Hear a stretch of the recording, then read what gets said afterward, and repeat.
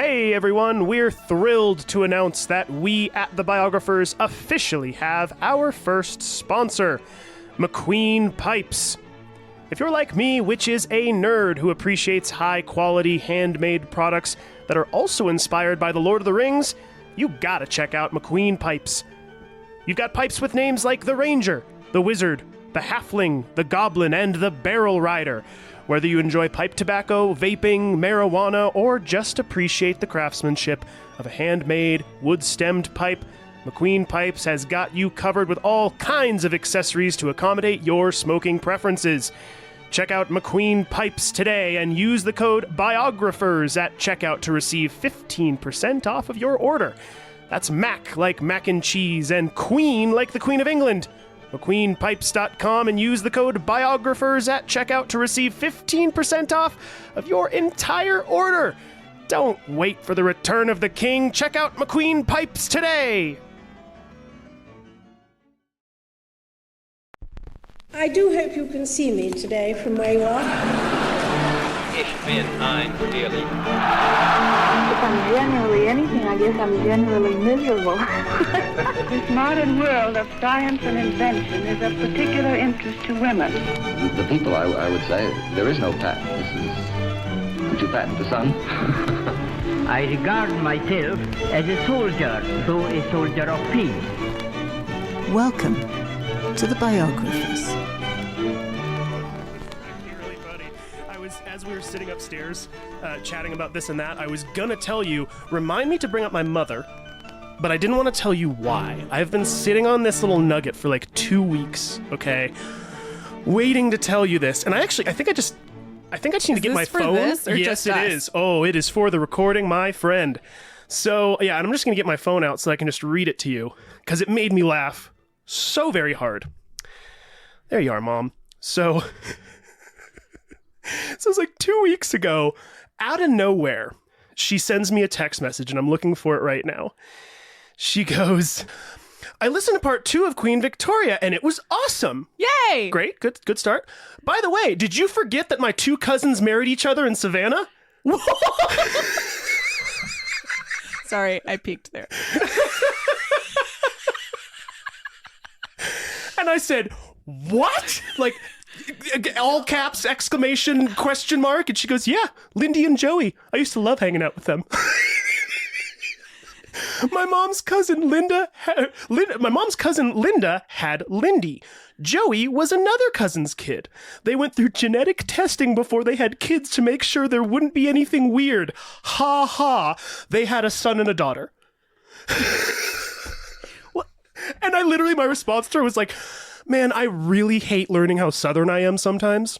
So wait. Okay, this was her 2 cousins that were not obviously siblings. They were all cousins. They're all cousins. They married each other. And they married each other. My mom's my mom is from Louisiana, in case anybody is curious. Her mom, my grandma, is from Savannah, Georgia, and my pops, he was from New Orleans. So my mom was kind of she went from like New Orleans to Savannah, and then they moved to Portugal for a while, and then they went to California. It's a weird little story. My father or grandfather worked for IBM. Okay. So yeah, that's how Southern my family is. My second cousins technically, I guess, are. He's your cousin. No, you have your cousins and then your first cousins. I'm butchering a quote from Mean Girls. I totally know what you were doing with it. But anyways, I was like, Karen busted out laughing and was like, I have to. I was like, Mom, this is going on the podcast recording. I hope you know that. She was like, it's okay. But like, kissing cousins. Yeah. So it was one of those that as we were going over, I'm feeling kind of bad. These people are alive, right? They are, but I don't know them. They don't know me. I think it's going to be all right.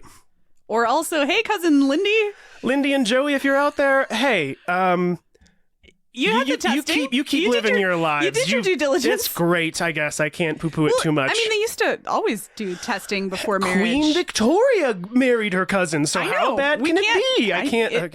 You might end up with hemophilia. That is very true. And that's probably a great way for us to say, hey, everyone, and welcome to The Biographers. Yeah, sorry about that. That was wild. Hi, welcome to The Biographers. So, yeah, I suppose let's launch right on in now that we've gotten this super killer segue in place. So, Last time, we saw the earliest years of a young Ian Fleming. Born in 1908, Ian grew up living a rich lifestyle and attending prestigious boarding schools. In 1917, a week before his 9th birthday, Ian's father Valentine was killed in action while fighting in World War I.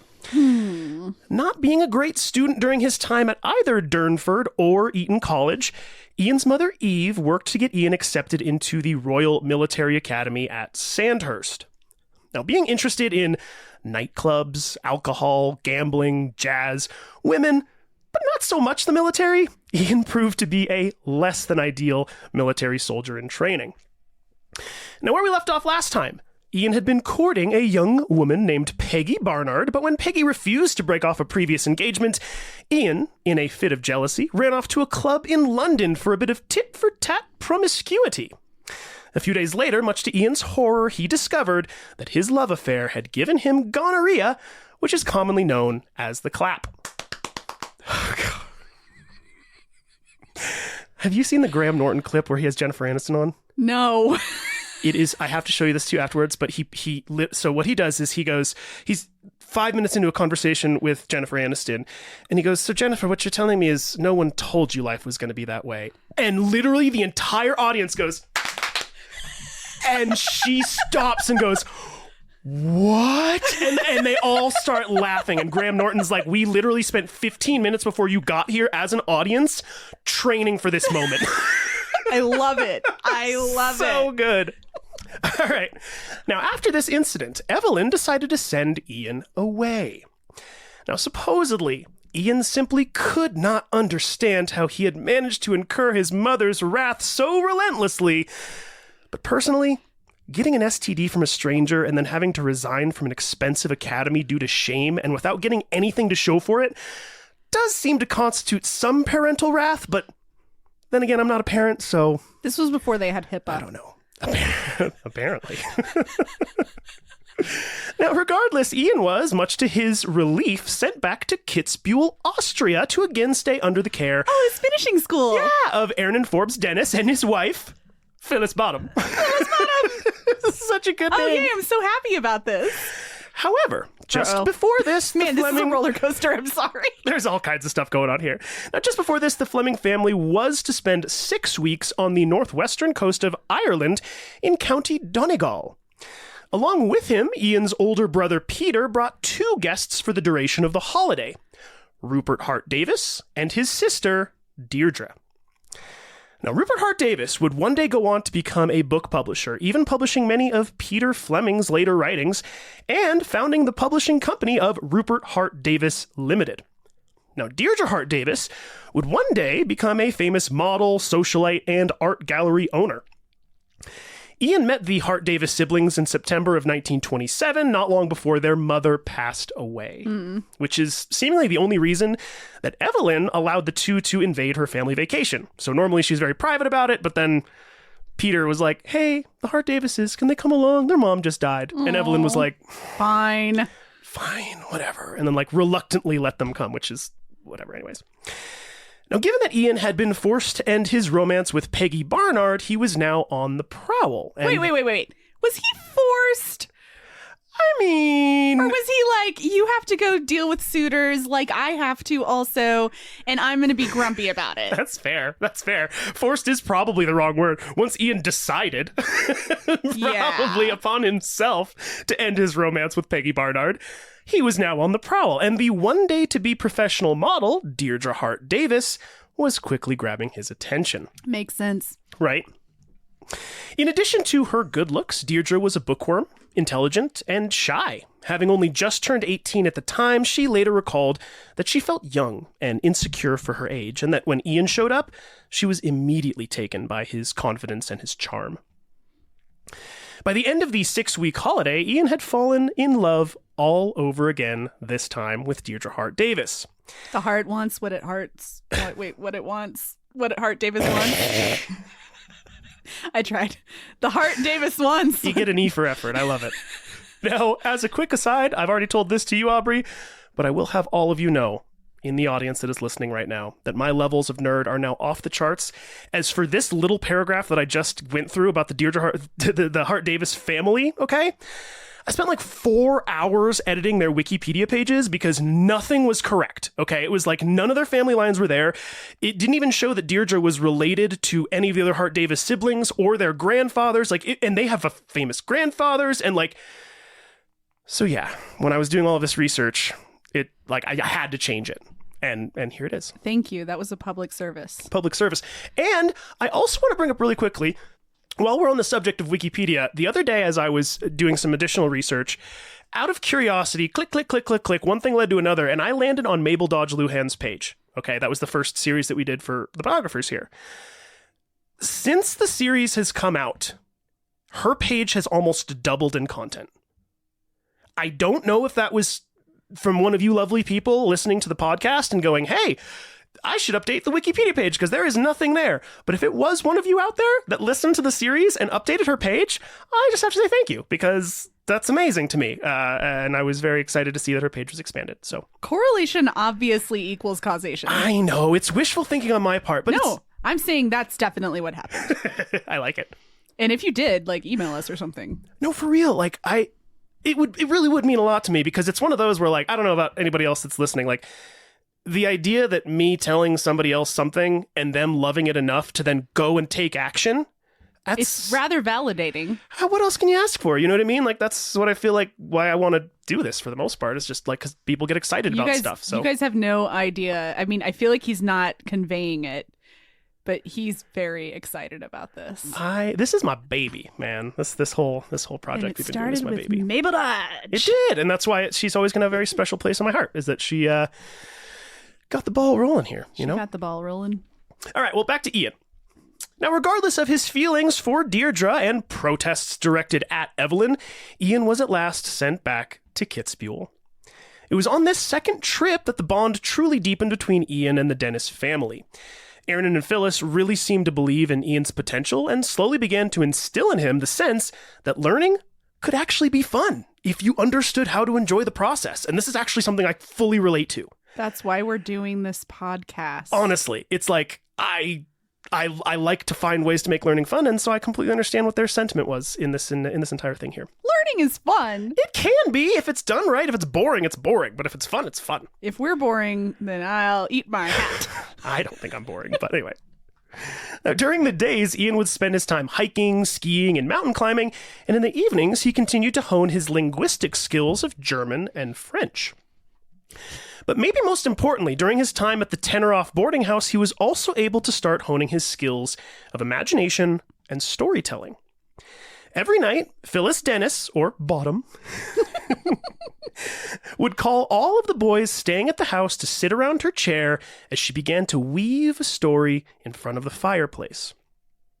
As she went along, she would occasionally pause, waiting for one of the boys to shout out a new, improvised piece of the tale from their own imaginations. So night after night, Ian would sit around the fire with a group of his peers, a caring instructor, and together they would create a brand new story of their own. A choose your own adventure storytelling by the fire? Isn't that cool? I love it. And so it's like, imagine this. You're sitting around the fire and Phyllis is sitting in her chair and she's, whatever, talking. I only can see Phyllis from The Office. That's fine. That's probably a good image. So Phyllis is sitting there and she's knitting her oven mitt and and she's like, and then the group of travelers came across and she'd like pause. Wizard. And she would look around. Exactly. And then one of them would go, a wizard. And she would say, oh. And then the wizard had magical powers. And he said to them, if you head west, you're going to find ice castle. An ice castle. So your journey is very far ahead. And that's how she would do this whole process. So for a super long time, Ian Fleming got to literally, with a bunch of his friends, sit around every single night and just make up stories. Mad Libs. Mad Lib stories. Live Mad Libs. I personally see this and just go like, that's pretty cool. Why aren't we doing this in schools, man? Like, This is so rad. Like, and this man went on to go create James freaking Bond. Like, undoubtedly, I think I even write it, undoubtedly a massive contributing factor to Ian's later work as a creative writer. So, yes. Super, super neat. Now, Ian also spent a good deal of time with Aaron and Dennis himself and learned who he was before the Tenoroff. Aaron was originally from Scotland, eventually becoming a British diplomat before the outbreak of the First World War. He had a rare combination of education, international standing, linguistic skills, and ruggedness that seemed to surpass Army standards. So before he knew it, he was being tapped on the shoulder by the Secret Intelligence Service, also known as the SIS or MI6. I knew you were going to say that. I went like... Super cool. Now, during the war, Aaronin acted as a spy for the British military, carrying out international espionage missions, as Aaronin's specialty was his near-perfect ability to speak German. So once the war was over, the idealistic Aaronin and his wife Phyllis decided to settle in the little town of Kitzbühel in order to establish a school of some 20 pupils to teach British and American boys how to speak German, again, a language Aaronin spoke fluently. Not long after Ian's arrival at the Teneriffe school, Aaronin began pushing classic literature and even had Ian translate several classic French and German novels into English. Whoa. The prize piece to come out of these translative efforts was the first ever translation of a German play called Anya and Esther by playwright Klaus Mann, who you may have heard of. He's a very famous playwright, which so delighted Ian's mother Eve that she had the entire work bound and published. What? He delighted Eve? He did. I didn't know that was possible. I didn't know either. Now, Ian's second publication was complete. Remember, he did his ephemeral at Eton College. School, yeah. Now, we can't talk about Ian Fleming if we don't also occasionally bring up his exploits with the ladies. I mean, haven't we been doing that already? Oh, but it's going to continue on and on and on and on and on. Now, during his time in Austria, he was also no stranger to the local girls. After spending a few weeks reading a book by himself and looking cool at the local cafe, a group of Austrian girls could resist his good looks no longer and approached him. Before he knew it, he was part of a little gang of girls, both as a trusted friend and as a mutually agreed upon plaything to be used at will amongst the group. What? I am not making this up. Okay, also, that was the long con. He was reading a book in a coffee shop for weeks. He knew what he was doing. I mean, that was luring them in slowly. Yes. You have this. So by the way, as we go through all of this, everybody, remember as a backbone through all of it, James Bond, James Bond, James Bond. Continue to think about this. You said the bond between Ian and whatever, and I was like, Bond, James Bond. I did too, but I was like, I don't know if anybody else is going to do that. The Bond, James Bond. But it's true. Like, the more that we go through this series again, keep thinking in your mind, this man created James Bond. And if you go and look online, I'm going to say this again several times throughout the series. There's going to be a bunch of different articles that are always going to tell you, really the main person that James Bond was based off of was, and they're all wrong. I'm serious. Ian Fleming was the main person that James Bond was based off of, and then a bunch of other little inspirations from a bunch of other little people. So, like, more than anything else, it was him as himself, and then dreaming on how he wished he could be more like these other people. And then that's what became James Bond.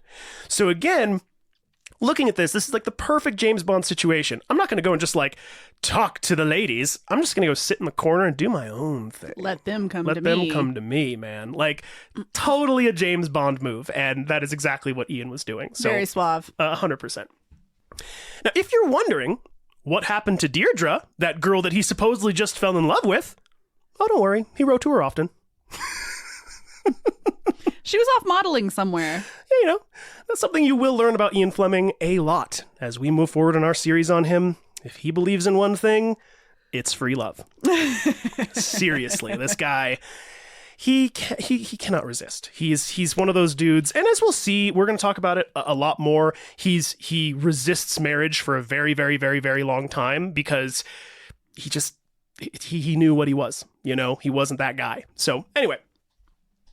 For 6 months, Ian lived and loved in Kitzbühel, and by that time, Aaronin Forbes Dennis felt confident that Ian had a bright future ahead of him and wrote to Eve reassuredly saying, Ian's qualities are considerable. His general intelligence is above average. He has imagination and originality, with the power of self-expression. He has excellent taste, a love of books, and a definite desire both for truth and knowledge. He is virile and ambitious, generous and kind-hearted. That's my best Scottish. I love it. I think Eve probably loved it too. She did. She really did. Now, he actually went on to suggest that Ian consider looking into work for the British Foreign Office, and that he could be a serious candidate for a job there by 1931. This was now 1928, by the way, and Ian was 19 years old, in case anybody's curious. In the springtime, just a few weeks before he turned 20, Ian headed back to London to meet with the Foreign Office Selection Board. Eve really took Ernan's words to heart and arranged the entire trip and meeting on Ian's behalf. Oh, nice. Remember in episode 1 when I said Ian Fleming had a complicated relationship with his mother in a very classical sense? Mm-hmm. This is what I'm talking about. Mm-hmm. He is almost 20, and she's saying, cool, you're coming back from Austria, you're going to go interview with these people, and this is the day that it's going to happen, here's your ticket. That's who Eve Fleming was. Complicated. Very, very domineering, right? Yeah. So on May 1st, 1928, Ian made his way to number 6 Burlington Gardens at precisely 11:30 a.m. to interview with the first Civil Service Commissioner, a one Roderick Micklejohn, who later became Sir Roderick Micklejohn, in gratitude for his civil service. I love that name. Micklejohn. It's a good name, isn't it? Roderick Micklejohn. Roderick Micklejohn. Sir Roderick Micklejohn. That sounds like a knight. Yeah. In addition, the interview was to be monitored and occasionally interrupted by 6 other individuals. Sir Hubert Montgomery, who is the Assistant Under-Secretary of State for Foreign Affairs, a British general, 3 members of Parliament, and a private secretary to take notes. So this was like a panel interview. Huge panel interview. It's for the British Foreign Office, basically. Oh my gosh. Yeah, so big deal. So stressful. Yeah. Not super fun for me. But thankfully, the interview went well, and Ian was placed on a list of applicants who had passed the initial interview. However, getting a job was not that simple, as you needed to be 22 years old in order to actually get a starting position with the Office of Foreign Affairs, so accepted applicants now had to spend 3 to 4 years plus studying for a written examination. Oh, wow. Yeah. In order to prepare for the exam, Ernan suggested that Ian enroll at universities in Munich and Geneva. Munich would force him to speak German nonstop, and Geneva, which is in Switzerland for all of our American listeners, would force him to speak French nonstop. And as an aside, yes, at the time, the University of Geneva taught in French, despite being in Switzerland. It's right on the border, if you don't know that, with France, and the governorship of Geneva is really long and really complicated. It's one of those towns that's like, it's kind of considered a town of the world for a reason. It's like, it's hard to call it a Swiss town. Anyway, this is me just telling you this, just that you know, at the time they taught in French despite being in Switzerland. So that's why Ernan said, you should go there, because then you can learn to speak a bunch of French. Now, Ian agreed with the idea and decided to start at Munich University in the fall of 1928, but not before taking a nice summer holiday in Venice, which is very nice. It's very hot. Have you ever been to visit Venice? Never been to Italy. I want to go. Well, I went and it was pretty hot, and then it gets even hotter in the summer. You went right before I met you. You went with Lisa, yes, right? I did. Yeah. And it was like right when I got hired. I just went with Yeah, it was for the little whatever club or whatever it's called. Mm-hmm. Now, in Venice, Ian met up with Deirdre Hart Davis, his fling from the previous year's holiday in Ireland. However, Deirdre was being so closely chaperoned by her 2 travel companions that she and Ian could hardly get a moment alone together. Oh. And Ian ultimately left for Paris after a few weeks to meet up with his old pal, Ivor Bryce. Oh, okay.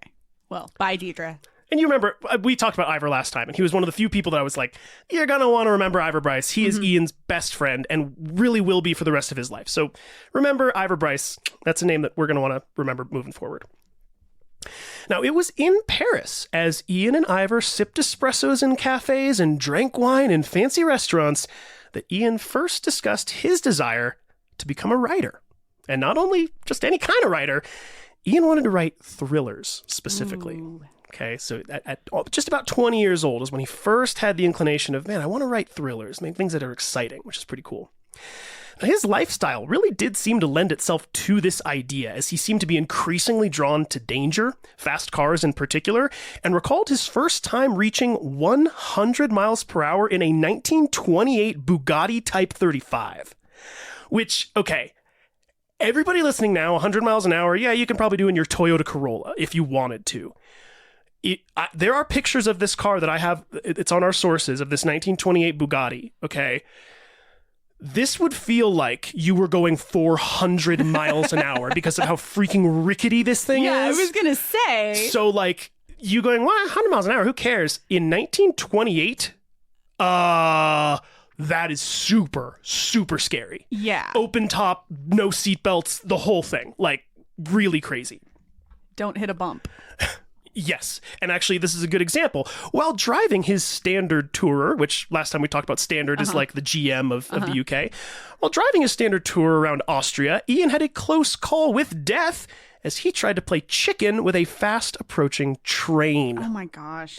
A game he lost, as the front of his car was struck by the oncoming locomotive and dragged him for more than 50 yards. What? But amazingly, Ian walked away from the crash unscathed. He should be dead 100%, and he wasn't. I'm just sitting here with my mouth wide open. Like, yeah. Silly man. Man, why do you have this need to go fast and be near death? It's fun to go fast. No. It is fun to go fast. No. Not stupid fast, but it is fun to go fast. Stupid fast toward a train? No, that's stupid. That's just plain old stupid. I have no defense for fast. that. No, that's dumb. Now, autumn was in full swing, and Ian was off to Germany to study at Munich University. True to form, Eve did come to stay in Munich for a time, if not only to make Ian's life more miserable. One amusing anecdote is that, due to Ernan's persistence, Ian started going to therapy, seeing a man named Dr. Leonard Seif, who was a friend of Ernan's.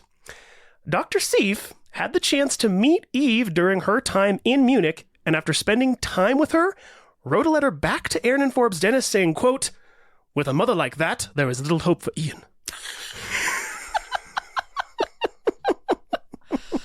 Oh, man. So yeah, the therapist got to not just know Ian, got to know his mom a little bit too. I saw like a tweet or a meme or something the other day that was like, I feel like I'm winning therapy. I just told my therapist something and she said she needed a minute to digest it. That's like what this sounds like. I think so. I think it was one of those like, oh boy, yeah, when he said he has mother issues, I get it. Like, this is crazy sauce. So now remember, Ian was now in Munich and the year was 1928. If any history nerds out there feel like your ears are burning and you don't know why, 1928 was a particularly important year for Germany and Munich in particular. Now, maybe some of you don't know this, but around this time, there was this dude named Adolf Hitler, who had been steadily rising in popularity as a German political voice and who had been calling Munich home since 1913. Oh, gosh. Yeah. In 1928, just 2 years after releasing his books, and that is plural, a lot of people don't know that, 2 years after Hitler released his books, Mein Kampf, and only 4 years after being released from prison for trying to incite insurrection... Sounds familiar. Hitler ran for political office. Sounds familiar. I don't know what you're talking about. The Nazi Party performed poorly in the elections, so the Nazi supporters started to rally and stage events, largely taking place in Munich, where Hitler gave enthusiastic speeches to angry and devoted crowds. Also doesn't sound familiar to me in any way, shape, or form. Within 5 years, Hitler and the Nazis would succeed in seizing power over the German government. That year would be 1933, and many historians argue that it was the true start of World War II. Hilariously, though, when Ian was just 20 years old, he was largely unaffected by Hitler or the Nazis, and Ian later recalled at the time that he originally viewed Hitler as a bit of a clown that would never really amount to anything. Again, that doesn't sound familiar at all, does it? Oh my gosh. Okay. Okay. Two things. Process it. Yep. No. Gulp okay. it down. So I just saw 2 references from pop culture from years ago. One was in Bones. Of course. Jeez, you are so into Bones right now. If Emily Deschanel or David Boreanaz ever listens to this, I would die. Okay, so Bones, for anybody who's never watched this show, she's like a genius and she's a forensic anthropologist, and she can identify remains and like can even determine how people died. Bones 2,000 years old. Like, this is part of what she does. But then she gets like hooked in with the FBI and she starts like solving murders, and that's the premise of the show. But she's definitely like, she's got this extreme arrogance, but it's like kind of endearing. And she doesn't get upset. I mean, she rarely gets upset about something she says. She's very blunt. She definitely like hurts people's feelings, but unintentionally. And the people who know her and love her are like, whatever, that's just Bones. But one episode that I just watched, she decides she wants to run for president. Oh. And Booth, which is her, you know, her partner, which is Angel from Buffy. Angel, I was going to say, if I know that guy. He's like, you're going to run for president? And then she starts saying all the things. And she goes, what? Donald Trump is considering running for president. And then she goes, what? Do you think I can't do it because I'm a woman or something like that? But it was a joke. And then I also saw something where it was like Martha Stewart and I can't remember who else. And it was from a couple of years ago. And they're like, oh, Donald Trump is considering running for president. And then she's like, oh, yeah, we all love Donald Trump, because obviously Martha Stewart hates Donald Trump. I saw that. And I was just laughing at all of this because she said something. It was like, God, she said something about him being executed or something like that. I don't even know about that. It was really, anyway. She was cooking something with somebody else. It was like on her show. Yeah, it was and on they her said show. something about Anyway, but I just think that, and then there was something else too, like in a Friends episode where they're joking about Donald Trump. And then, you know, he's of course in Home Alone 2, Lost in New York. And there's all these things. And you're like, oh my gosh, this is how this happened. I don't want to get into the political we don't want to get into politics, things. But this is doesn't sound like anything. It was one of these, like, I'm reading through this entire thing and I'm like, dude writes a book, is literally, and tries to incite insurrection, goes to prison for it, and then a few years later runs for office, wins because he has such an insanely devoted group of people that think he is the greatest thing since sliced bread. Okay, anyway, we can move on from this. I don't think we have to spell it out for the audience. I think you're all smart enough to get it. So anyhow, there's patterns. There are some patterns here, and it was just interesting to read through. That's all I'll say. Now, for a full year, Ian studied in Munich, only taking a brief vacation back to England in May, where he met with a group of friends, including Deirdre Hart Davis, and impressed all the young ladies with his newly acquired physique that he obtained due to his mountaineering in Austria. Oh, wow. Yes, oh, my gosh. He was mountaineering in Austria. He's like, look at my bod now. Is there some yodeling happening right now in my brain? Undoubtedly, he was yodeling. Dude, if I was friggin' mountain climbing the Alps, you better believe I'd be yodeling, even if I don't know how. It's just like the way you do it, man. Lederhosen. Now, after finishing out the year at Munich University, it was now off to Corsica for a family holiday in the Mediterranean Sea. From there, Ian and the holiday party took a ferry to France, where they stayed in the town of Nice for a time. Eventually, this all got boring for Ian, and he decided to head to Austria again for a few weeks before he headed back to London and then Geneva, which again he was going to go to study French. Now, one small note is that during his stay in London, while walking down Bond Street, Ian noticed a new book being displayed in the window of a local bookstore. It was a collection of poems called Pansies by one of his favorite writers, D.H. Lawrence. Oh, yeah.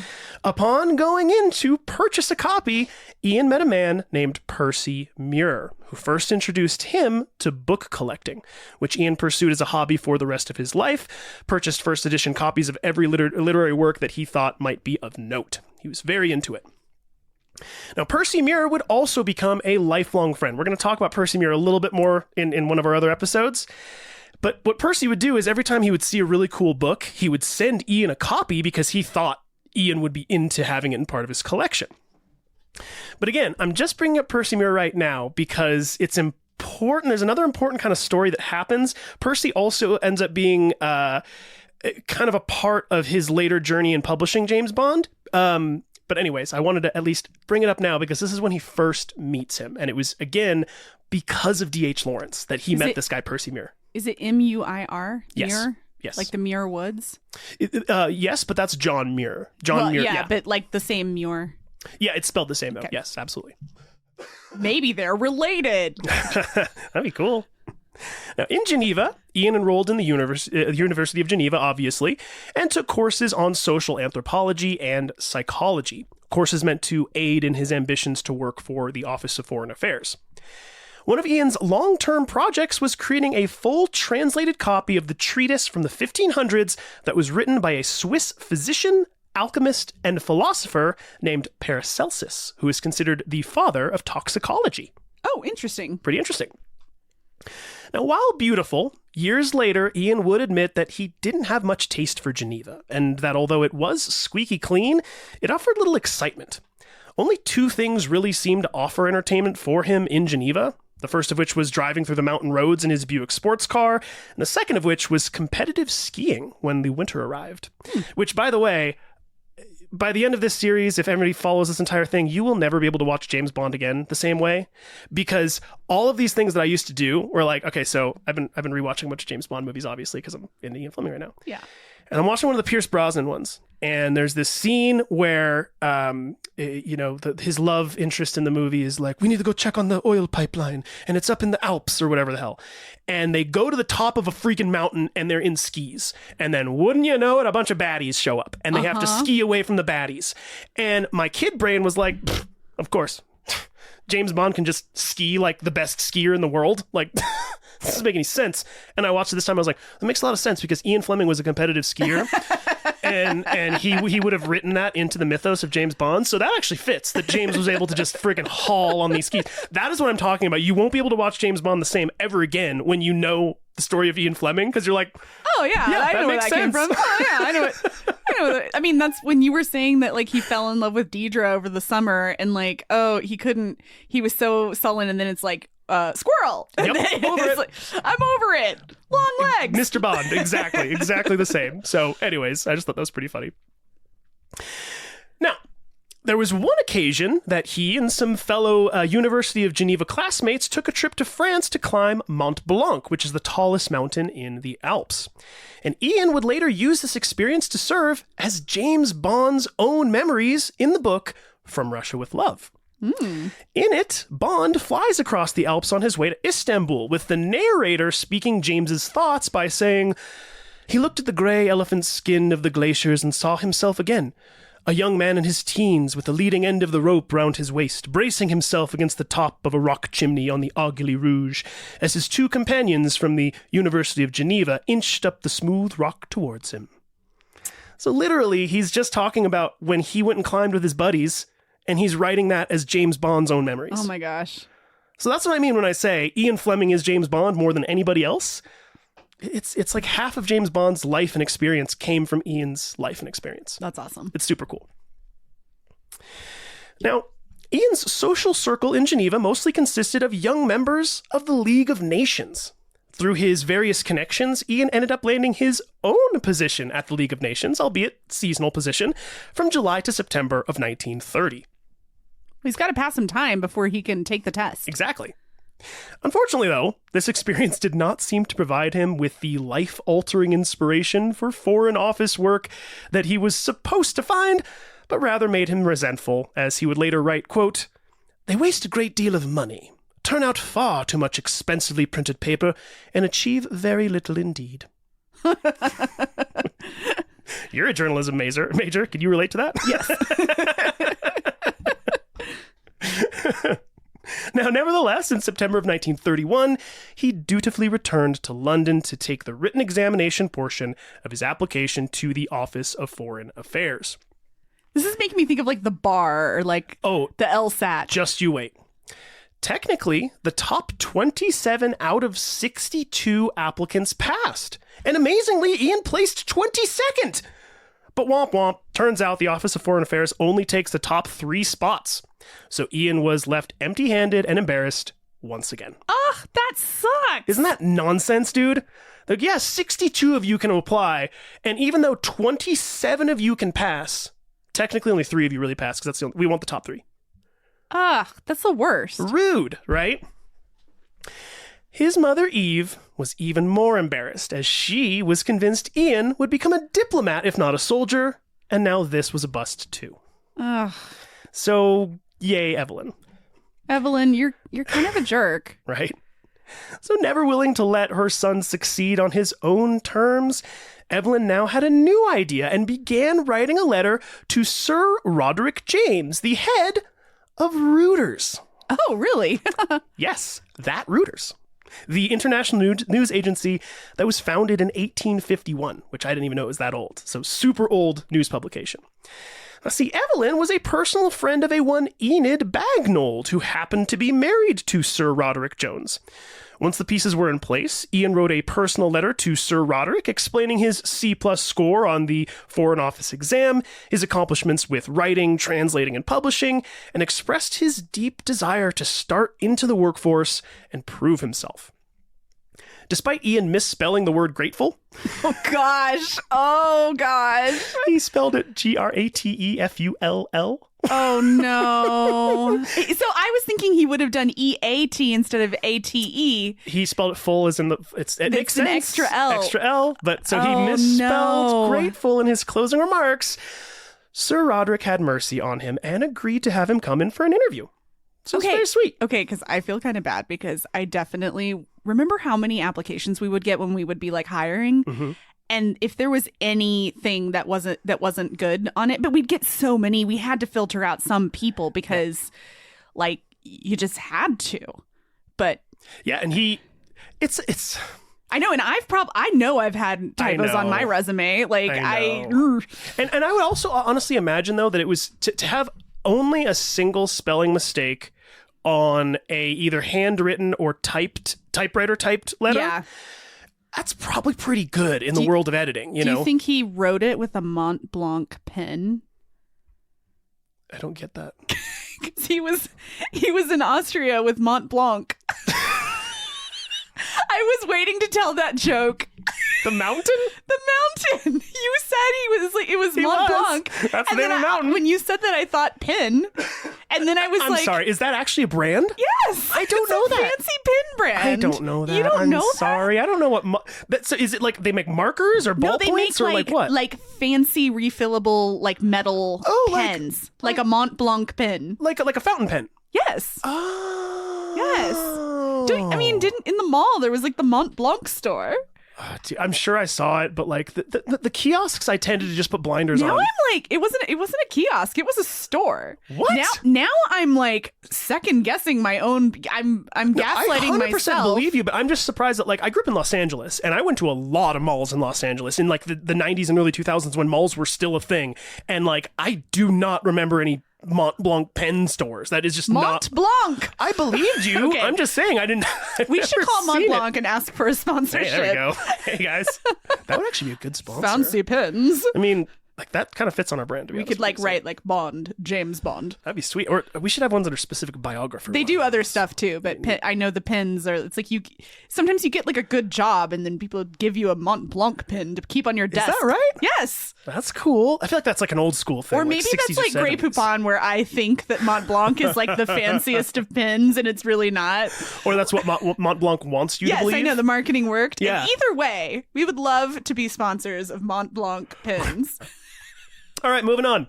On October 7th, 1931, Ian made his way back to London, navigating to the embankment at the end of Carmelite Street, which is not far from the Blackfriars Bridge, if anybody knows where that is, and where on the second floor of the building, Reuters operated.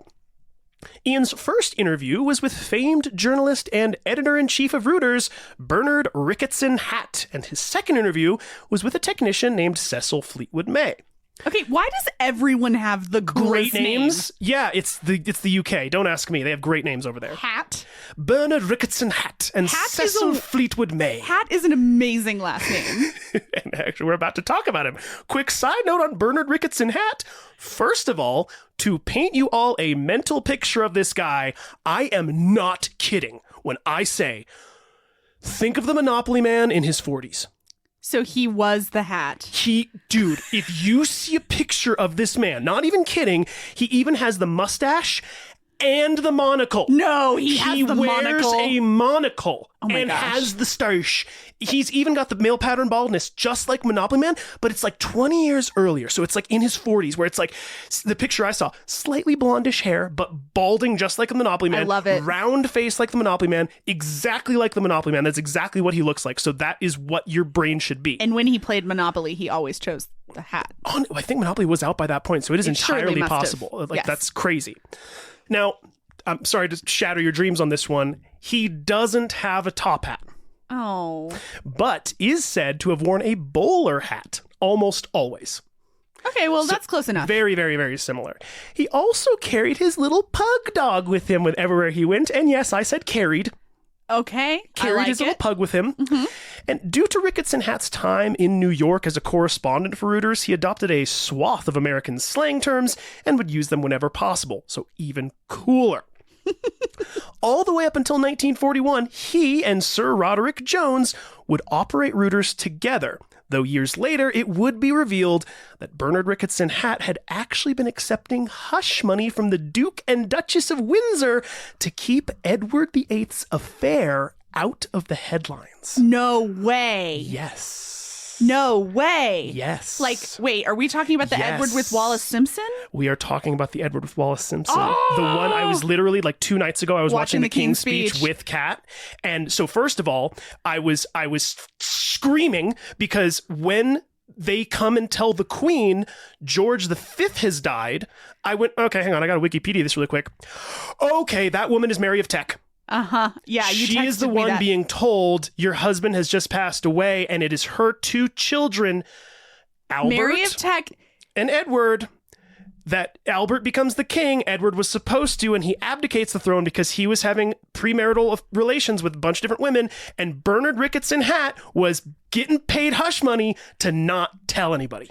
And Mary of Teck, as a reminder, was the one who married the son. Wasn't she the one that married? I can't. Okay, it was Mary of Teck is married to George V. Right. And wasn't George not supposed to marry Mary of Teck? She was supposed to marry his brother, but his brother died unexpectedly. I think that's right. That's what I taught you in Victoria. Yes. So I can't remember the name of the brother who died, but then it was like they got close when the brother died, and then they ended up getting married, right? Mm-hmm. Okay. So all of this is fitting together. It's like, that's Together. when I was reading this, I was like, no freaking way.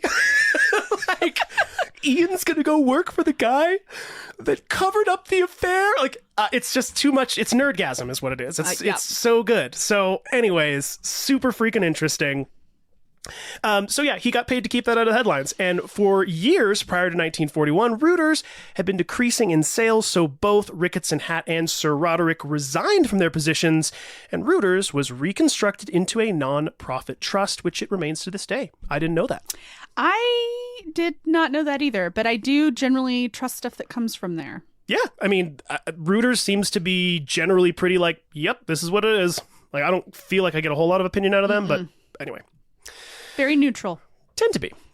After the double thumbs up on his interviews, Ian was now officially an employee of Reuters with the starting date of Monday, October 19th, 1931.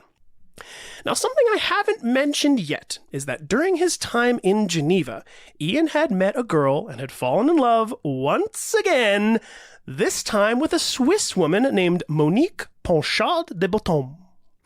Now, it is Bottoms, but I'm pretty sure that her having sort of a French name, it's got to be Bottom, right? Like, I mean, yeah, I guess. I assume. I can't pronounce French. I feel like it's the if there are any police out there on podcasts, it is pronunciation police. They exist. They're real. They come after you. So I just am trying my best here, everybody. Give me a break.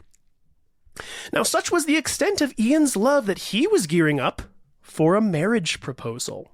Wait, what? Uh-huh. Now, obviously, Monique was also no good for Ian, at least according to his mother Eve, and she took every opportunity to tell him so. Though she never fully came out forbidding the romance, she definitely tried to meddle as much as she could. Check this out, okay? I couldn't believe this.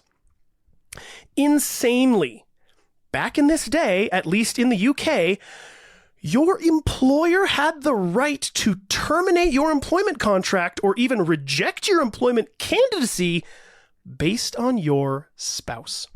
Really? Yes. So in effect, any man looking to propose had to first ask permission from their employer. Okay, this is giving vibes from The Firm. John Grissom's The Firm. Right. Where they're all like, it's family men. Nobody's divorced. Everyone's married. Everyone has a child. I think that's probably where this came from. Oh my gosh. Is that they literally had to ask. And if it was like, this woman is not in the standing that we want, they could say, well, if you want to marry her, you can't work here anymore. Yikes. Isn't that crazy? Yeah. So all Evelyn needed to do was call up old Bernard Ricketson Hat and instruct him to do everything in his power to discourage and dismay Ian from proposing to Monique.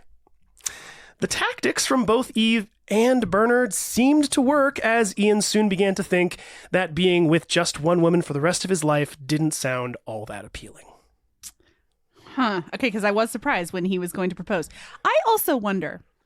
Oh, also, what did you just Google and correct me on? Oh, no, I did. I was turning my phone on airplane mode again. No, but you did. You just corrected me on something. I did Google the other thing I Googled. Okay, so we've been talking about Ian's place of employment, and Daniel has been saying... I said Reuters. And I was thinking in my brain that it was Reuters. You're right. And so we took a little... Tea break. Took a little tea break to have some tea, and we Googled it, and it is Reuters. It's Reuters. Sorry, everyone. Pronunciation, please. Stay at home today. You're not needed. Service is not needed for dispatching yet. Reuters. My bad, everybody. I mean, that's what Google pronunciation says. Maybe we're wrong. Maybe that's wrong. I don't think it is. This is a great segue because for the first few months at Reuters... There we go. See, this is masterclass. For the first few months at Reuters, that's going to be weird to say. Reuters. Ian sat at a desk overlooking the River Thames, writing articles based on notes sent in by field journalists. Because of his incredible abilities at speaking both German and French, Ian soon became the ticker tape guy. Oh, because he could like read all the different news stories coming in and in all the languages, and so that's literally he would literally sit there, the little ticker tape printer, and you know what I'm talking about. For anybody that doesn't, is that what it's wire? I mean, it's hot off the wire. Yeah, so it's like the Associated Press puts out all the stories, and then all the local news outlets pick it up. And but you know what I'm talking about with the ticker tape machine, right? So anybody, if you haven't ever watched an old movie, back in the day, this was okay. Think of like a fax machine that constantly was spitting out information, but as a thin little ribbon of tape. Mm-hmm. Okay, that's what this thing was. If anybody doesn't know what it is, it's a ticker tape machine. So anyways, that was his job. He literally would sit there in front of the ticker tape because there were two affiliate news organizations in Berlin and Paris. So those journalists would write in, they'd send it back to HQ. Ian's job was to sit there and read the German and French articles. And then he would make like edits to them. He would translate them into English for Reuters. That's going to be tough for me. Reuters to publish in English. And then he would send it back to the different Associated Presses not Associated Press, but affiliations in Berlin and Paris. So they could print in their English paper too. But that was the thing, is that Ian was so good, is that he could literally take their German and French, make edits in that language, and then not only translate that into English for printing, but then print it back into German or French and send it back. He was doing like remote editing of other language stories, and then also translating, and then they could use it in England, UK, wherever, and they probably had English language papers in these other countries too. Absolutely. And other affiliates, like maybe in Switzerland or something, they would translate it too, and wherever people spoke English. So he was like the middleman. You know how English is like the universal language of business? Yeah, supposedly. Like, I mean, my friend works for a Spanish bank, a very large Spanish bank, and everything's in English because of that commonality, I guess. But I wonder when that kind of became the thing. I mean, I'd imagine it had Victoria's to have been... empire. I mean, I was just about to say, I think it's a combination of things. Obviously that. It's huge part is that the English dominated the world for a long period of time. But then you also kind of think about, because of that, I think English-speaking countries, because of the Industrial Revolution, had a leg up a lot of times. So a lot of industry was taking place in London and in New York and in, you know what I mean? Like these very heavy English-speaking like places. biggest cities of the world. Exactly. And so I think it just kind of de facto became this like, well, we got to go to New York to do the business. So you got to be able to get by in a little bit of English, you know, I would imagine. Maybe. I mean, we other should historians, please correct me. We'll have the intern look that up too. Right. All right. Now, where were we here? So I already talked about Ian doing all his publishing and translating work, so I don't have to get back into that. But after demonstrating his consistent ability to work hard, diligently, and accurately, very importantly, Ian finally got his first assignment in the field. In late July of 1932, he was back off to Munich, but hilariously again, not for any reasons relating to Hitler or the Nazis. No, Ian was in Munich to report on the alpine motor trials that were happening in the mountains. Awesome. During his coverage of the event and conversations with various drivers, it came out that Ian was a bit of a motoring enthusiast himself. Apparently, this was enough for one driver in particular to agree to have Ian serve as his navigator. That driver was a man named Donald Healey. Donald Healey. For any car fans out there, yes, Donald Healey was the founder of the 1945 motor company, the Donald Healey Motor Company, which would later create the Austin Healey and Jensen Healey brand of cars that were manufactured by the British Motor Corporation. Okay. And if anybody ever watches Top Gear, they will talk so hard in nostalgia about the Jensen Interceptor, the Austin Healey. The Austin Healey is the one that popped out in my head. Man, they love it. So Donald Healey is a legend of the car. A legend. He's like the British Ford. I don't know if I would say British Ford, but he I would say more like the British Carroll Shelby. Okay. Like Carroll Shelby, if you know cars, you're like, okay, he was Shelby huge. Cobra Mustang. Exactly, the Cobra.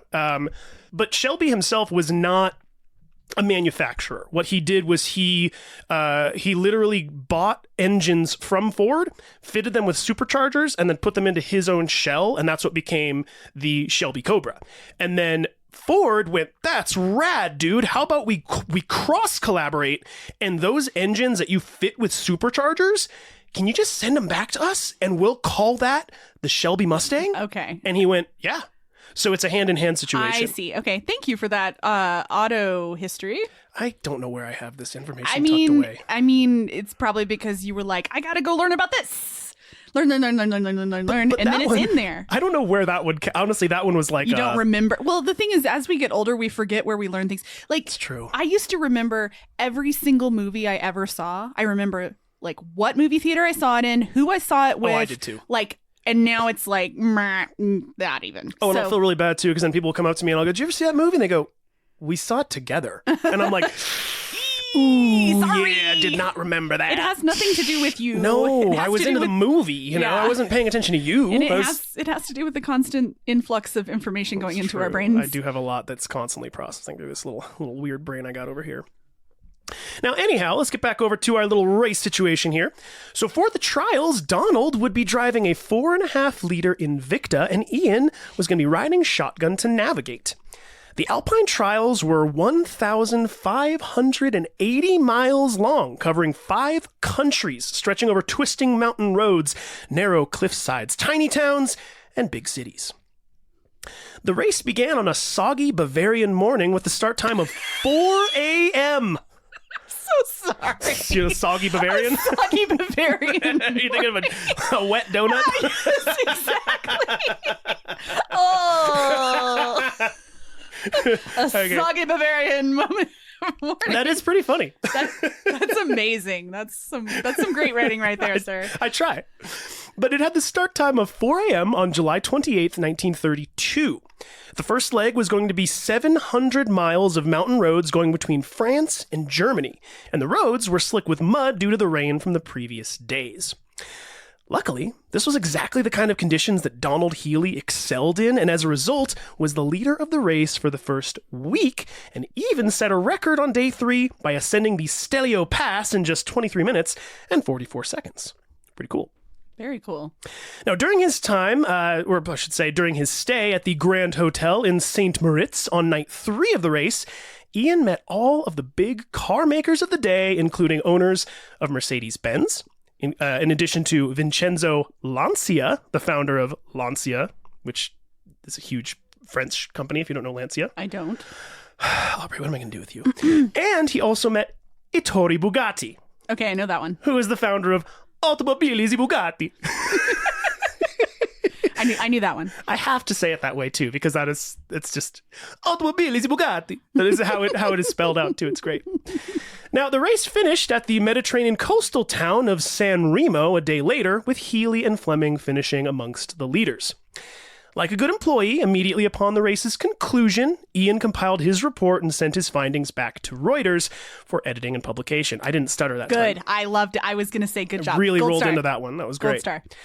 In March of 1933, under the guise of a Reuters assignment to monitor German radio transmissions, Ian went for a skiing holiday in Switzerland, accompanied by his fairly long-time pseudo-fiancée, Monique. We talked about her just a little bit. I know. And actually, I had a thought that was, I have a dangling thought. What's from that? that whole hiring thing. If you are wanting to marry an awesome woman, that high status, do you get a raise? You should. I mean, because she's got expensive taste. That's true. I mean, I don't know, dude. That's a good question. That was my dangling thought. I was just like, I wouldn't imagine so, because I think it's obviously you wouldn't get a raise. It's a joke. But it's not a bad question. That's the weird thing, is I get it. It's just not a bad question, because it does kind of weirdly make sense, right? Yeah, like if you can be fired for marrying below the company's station, you should if you be marry promoted. a princess, shouldn't you get a raise? Yes, you should get a bonus. Right, like that brings clout to your business. So technically speaking, you'd be like, this guy's more valuable or whatever. Yeah, I'm with you. Okay, I get you. Yeah, and also, blech. The whole thing, blech. Which whole thing? Just the fact that you can be like, oh, that woman's not fancy enough. I know. It's I couldn't believe that one. When I read that, I was like, I cannot believe there was law in place that would allow that. I totally can believe it. Yeah, I guess. It's just, I don't know. It's like you can't, and you're like, that's shocking, but you also completely can't. Like, it's true. I don't know. I'm with you. Now, Ian was 25 years age, in case anybody needed a little age check there. Though mostly a vacation, Ian was indeed listening to German radio transmissions, and at a very important time in Germany's history. On February 27th, 1933, just a week before Ian's assignment and 5 weeks after Hitler was sworn in as Chancellor of Germany, the Reichstag building, which was the German parliament building at the time, was set on fire, allegedly by a Dutch communist named Maurice van der Lubbe, who would be executed for the crime less than a year later. Ooh. Okay. Now, this arson attack signaled the unrest that was currently happening in Germany, which gave Hitler the notion that any anti-Nazi Germans needed to be quote-unquote dealt with. Now, beginning in March of 1933, Hitler gave the order to his private army, known as the SA, to handle dissenters by, quote, any means necessary. Yeah, that sounds about right. Now, Hitler, being the clever guy that he was, knew that the outside world would soon hear of his private army's actions. So, in a speech that he knew, again, would be broadcast internationally, he addressed his private army and urged them to use restraint when dealing with the anti-Nazi Germans. That doesn't sound familiar at all either, does it? Mm-mm.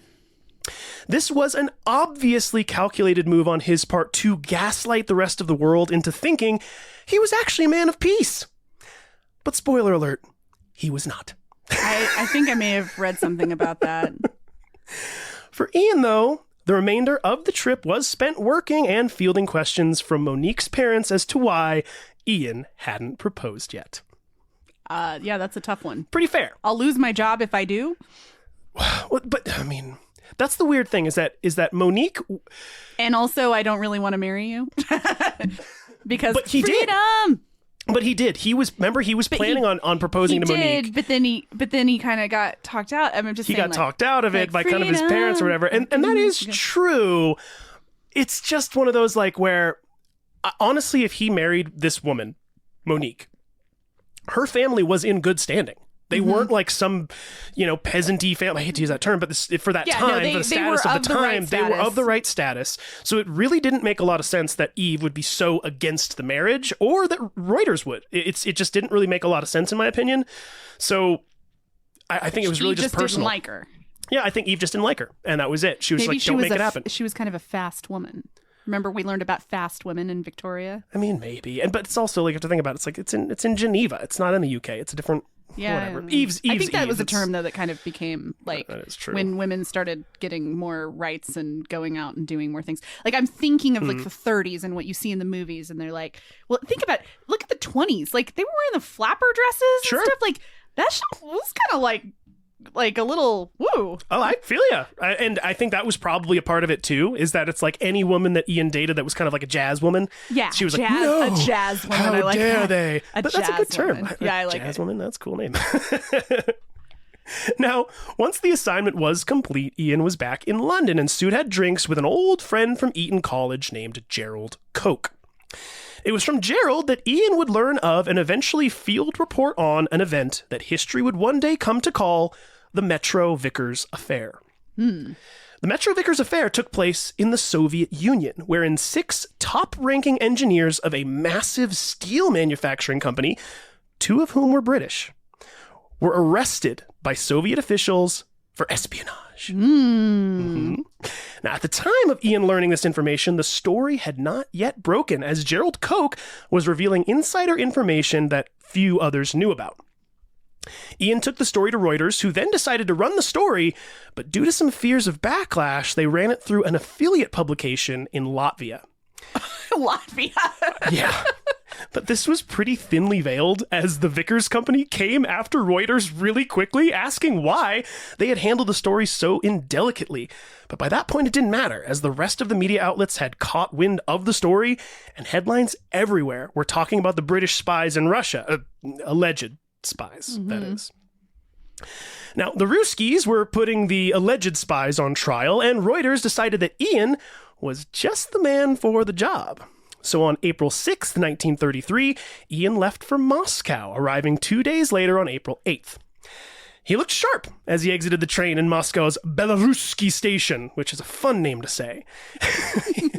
He was sporting a custom-tailored houndstooth suit that he had acquired from 50 shilling tailors. Oh. And I had to look up 50 shilling tailors. And how much was 50 shillings at that point? Well, so check this out. Quick aside. 50 shillings would later be called John Collier, and that was in 1956. The reason they rebranded is that 50 shillings was an impossibly low price for a suit by that point. That's why we don't have 5 and dimes anymore. Well, that's like the 99-cent store or whatever. It's like the dollar store. Yeah, now it's like $1.50 store. No, it's a dollar. Well, it was $1.25 when I went there. $1.25, but anyways, I just thought that was really funny that they were like, we can't call ourselves this anymore, guys. It's like this. We cannot sell a suit for 50 shillings. This doesn't make sense. That's funny. But either way, the company as a whole went out of business in the 1980s. But if anybody out there in the UK remembers, there was 50 shilling tailors that became John Collier, which also is a weird tie-in to Mabel, by the way, because you remember he was the head of the Bureau of Indian Affairs. Yes. John Collier? Was it the same John? It was just the name just John the name. Collier. Just the name, yeah. But I just thought that was a funny little, like, oh, hey, it's the same name as that guy. Now, in Moscow, Ian got to see firsthand what Stalinist communism looked like, and it didn't look good. He observed the drabness of the streets and buildings, the lack of general goods sold in the stores that were contrasted by the abundance of Joseph Stalin and Vladimir Lenin, pardon me, that's way too late. I was going to say, wait, what? How old is he? Is he a vampire too? That was a fun slip up. No. So again, to frame this, he was shocked to see that imagine this, the stores. The shelves are more or less barren from food. Then the next aisle over, rows and rows of busts of Stalin and Lenin. That you could buy to put on your desk? Yes, loads of statues. With the money you didn't have? Anywhere you want to, loads of statues, but no food. Yeah. Now, the hotel where he stayed, called the National, was supposedly the best hotel around, but Ian noted its plainness and steep prices on scotch and gin, which, to be fair, were an expensive import in the Soviet Union at the time. Yeah, you should have been drinking vodka. He does. He drinks a lot. I was going to say. Now, at the National Bar, Ian met some other journalists representing various publications around the world, including members from the Associated Press and United Press International. The trial started a few days after his arrival on April 12th, and Ian quickly caught on to the setup that was unfolding around him. He noted that the judge was unrelentingly stern and harsh in his attitude towards the case. The state prosecutor was given lenience in his questioning and speculations, and the entire courtroom was packed with carefully selected group of quote-unquote citizens who would audibly gasp in horror at any charge that was thrown against the accused. So did they rehearse that for 15 minutes before the show started? Honestly, it feels like it. But so this is literally, now you have to imagine this is like a Russian courtroom, but essentially what it would be is it'd be like, and then these dogs, they decided to betray us. And the whole audience would go, oh, whisper, whisper, whisper, whisper, whisper, like all talking, like as if it was this big, so every single person could not believe it. No Russian accent, Daniel? I cannot do a Russian accent. I don't know why. I tried. Before I said that, I was like, I can't do any accents, so I don't know why I'm saying that. I was honestly, when I was like editing this script beforehand, like a few days ago, I was like, oh, I wonder if I could do this in a Russian accent. And I was trying to do it, and I was like, it just keeps turning to like Irish / Scottish. Yeah, it was like I couldn't nail it down. So I was like, I'm not even going to try because it'll just be embarrassing. Now, Ian called the entire thing a Stalinist show trial. In the end, the Soviet citizens that were accused of being in cahoots with the Brits had to grovel on hands and knees to the judge not to be executed. But ultimately, the Foreign Office tapped the judge on the shoulder and basically said, listen, if you're too harsh on them, we're going to lose out on a bunch of international trade partners that we desperately need. No bread. So please go easy. So the Brits were given light sentences, let go early, and eventually cleared of all charges. And the rest were supposedly set free. Although I do have a sneaking suspicion that the Soviet government rounded them up and sent them off to the gulags. Yeah. I can't prove that, but I can only imagine. Come on. They could not have been like, yeah, okay, fine, go free. Like, sorry, comrade, off to the gulag. No. It doesn't track. Now, in order to ensure that his reports got out first, Ian would drop his notes out of the courtroom window, where a local child would be waiting to catch the paper, then run to the censorship board for approval, and then again run to the telegraph office to send off Ian's notes. Ah, nice. Super cool, right? Yeah. Little runner kid. Now, he stayed in Moscow for a few more days, trying without any luck to secure interviews with Stalin or various members of his cabinet, and enjoying the local vodka and caviar. Oh my gosh. Okay, caviar. I just want to say something. Please, I've never had it. I've never had caviar. Okay, wait a second. I'm a simple man. This is like the first time that's happened. Usually it's me. I only saw Airplane once, or I don't drink enough tea, or whatever it may be. Okay, hold on a second. So Aaron's parents, they do caviar at Christmas, and I can't remember exactly if it's like Christmas Eve or Christmas Day, but like you make the potato chips, you like fry the potato chips, and then you have the creme fraiche or whatever it is that, and then you have the caviar, and it's so good. I'll be honest with you, the idea of caviar is disgusting. It's salty and delicious. And that's the thing, is it's okay. So I am definitely going to try it. I want to try it. But I'm afraid that it's going to be a very similar thing of like, do you remember the first time you had prosciutto? Yes, and I love prosciutto. Oh, see, I didn't love it the first time. It took me a couple times to really get into prosciutto. I had it when I went to Spain one summer. Oh, well, that's not fair. Yeah, and I had and it's the funny thing is I had it on like this bread that was just like fresh bread, but it's kind of hard. Like it's not like soft bread; it's like crusty. But and then just like cheese and prosciutto, and that's it. There's no sauce. There's no. In Spain, that's not fair because that's I know because it's like the best. It was like they cured it outside the day the week before. One of the only things that I understand about Spain is that pork, that like dry aged pork, is their cheeseburgers. Yeah. It is just like it is their existence, why they live for living is this meat basically. Yeah. So the first time I had prosciutto though was like, goo, that's kind of I mean it's really intense. I don't know that I'm really into and delicious. And I'm afraid that's going to happen to me with caviar. Aaron doesn't like prosciutto, but he loves caviar. Well, I want to try it. I've never had the opportunity. I love prosciutto and caviar. Now I'm hungry for prosciutto and caviar. Well, you have expensive taste. I know. There's a Whole Foods on the way home. Now, actually, this is probably a great segue because one of the other reasons that makes me nervous about caviar. Now, to read from my script here. The caviar ended up being a bad idea, as when he got back to London, Ian that is, he discovered that he had brought a stowaway with him in the form of a nice, fat tapeworm. I knew you were going to say tapeworm. That was happily living in his intestines. He initially thought he had just eaten a bad piece of beluga whale, which I didn't even know was a thing. Yeah. But upon visiting the doctor, he discovered the true source of his discomfort, and as he underwent treatment, Ian affectionately referred to his tapeworm as his, quote, Loch Ness Monster. So I've heard people naming their tapeworms. It's disgusting! Yeah. Ugh, so gross, dude. Okay. So gross. Well, I've had caviar a number of times and I've never had a tapeworm. That's my only fear with caviar. Now, after his trip to Moscow, Ian does seem to enter into a bit of a quarter-life crisis. At the behest of his mother, Eve, he had officially broken off his relationship with Monique.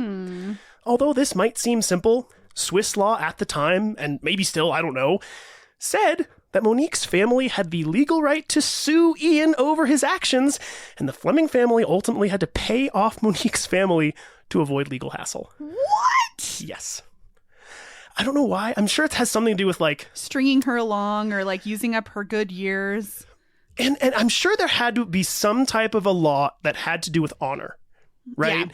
That was like, if you besmirch the honor of this person, and in this case, let's be honest and say it was probably Ian was sleeping with her, and his parents probably knew, and there was probably an air of, okay, we'll let it slide because they're getting married. Because you're going to get married. So I'd imagine there was a little bit of like a, hey, look, I don't know if it's fair to say, but to their eyes, probably you took my daughter's innocence and you owe us damages. You owe us some friggin' money, buddy. This is just not cool, you know? Well, because times have changed. Because also, like, other people may not be interested in marrying her. This is and true, you needed too. to marry off your girls because they're just succubuses that take all your, you gotta... Jesus. You gotta send them away. You said it, not me. I mean, girls are obviously completely not useful. You've got to marry them off. That's all they're good for. Just giving you progeny, apparently. Or what? Well, that'd be not progeny yourself, but I guess, well, maybe you're in Louisiana. But as I learned from my mother, Jesus. Okay. Yeah. That went off the rails there. So to make matters more complicated, in July of 1933, Ian's grandfather, Robert Fleming, died from a heart attack at the age of 88. Oh, that's a good run. Good run for old Robert there. Remember, he did all the crazy things. He, lint mill, by the way, I did learn what a lint mill is. Remember? You had asked me in the first episode. Robert Fleming had founded one, and that's what his family did. Any guesses? I mean, I thought it had to do with wool or something. Well, we're close. So lint is what cotton is called once the seed has been removed. Oh, okay. So if cotton is processed through a cotton gin, it is referred to as linted cotton. Oh, okay. Interesting, right? We did not know. There we go. I had to look that one up. So the more you know. If we remember from episode 1, I was going to save that for questions we asked ourselves. I'm bringing it up now anyways. But that was Robert Fleming. That was where he came from. Was up in Scotland. He worked at the lint mill and then did the Robert Fleming and Co. And it was the merchant bank. Interesting. So they grew cotton in Scotland. They processed cotton. They processed it. Difference. Was it American cotton? I'm asking you questions you may not know. It was. I would assume either American cotton. Cotton can grow in a lot of regions. It grew really well in America. So I'd imagine that by this point they're almost definitely getting imports from the United States. But I also know that cotton is grown in places like, I'm pretty sure, like Turkey as well. Well, they're known for their textiles. Yes. So that may be, that could be true. And I think like latitudinally, the latitude is similar to the latitude that we'd grow cotton in the U.S. if you're in Turkey. So, yes. And I would imagine you could probably grow it in places like North Africa and stuff too. I don't know. But well, it would make sense too, because if Scotland's not very big. No. And so cold if you too. Cotton is a great, it's a I don't know what's the word I'm trying to, I mean, it's something that's it's a useful material. So it would make sense that maybe you would just import the raw material and then process it. Yeah, I honestly don't think cotton can grow in Scotland. I just think it's too cold. So I think it had to have been imported. I just don't know exactly from where. Interesting. But okay. Anyway, a little sidebar for you. So this is really all to say that, again, in July of 1933, Ian's grandfather, Robert Fleming, again, died of a heart attack. I think I already said, Yeah, but it's still sad because he seemed like an okay guy. I didn't really know much about him. But initially, Ian thought he would soon be financially free from his mother due to an inheritance that he was sure to receive. But it seems that in his old age, Robert never thought to leave any money for his grandchildren. So once again, Ian had to rely on his mother for additional finances. Uh-oh.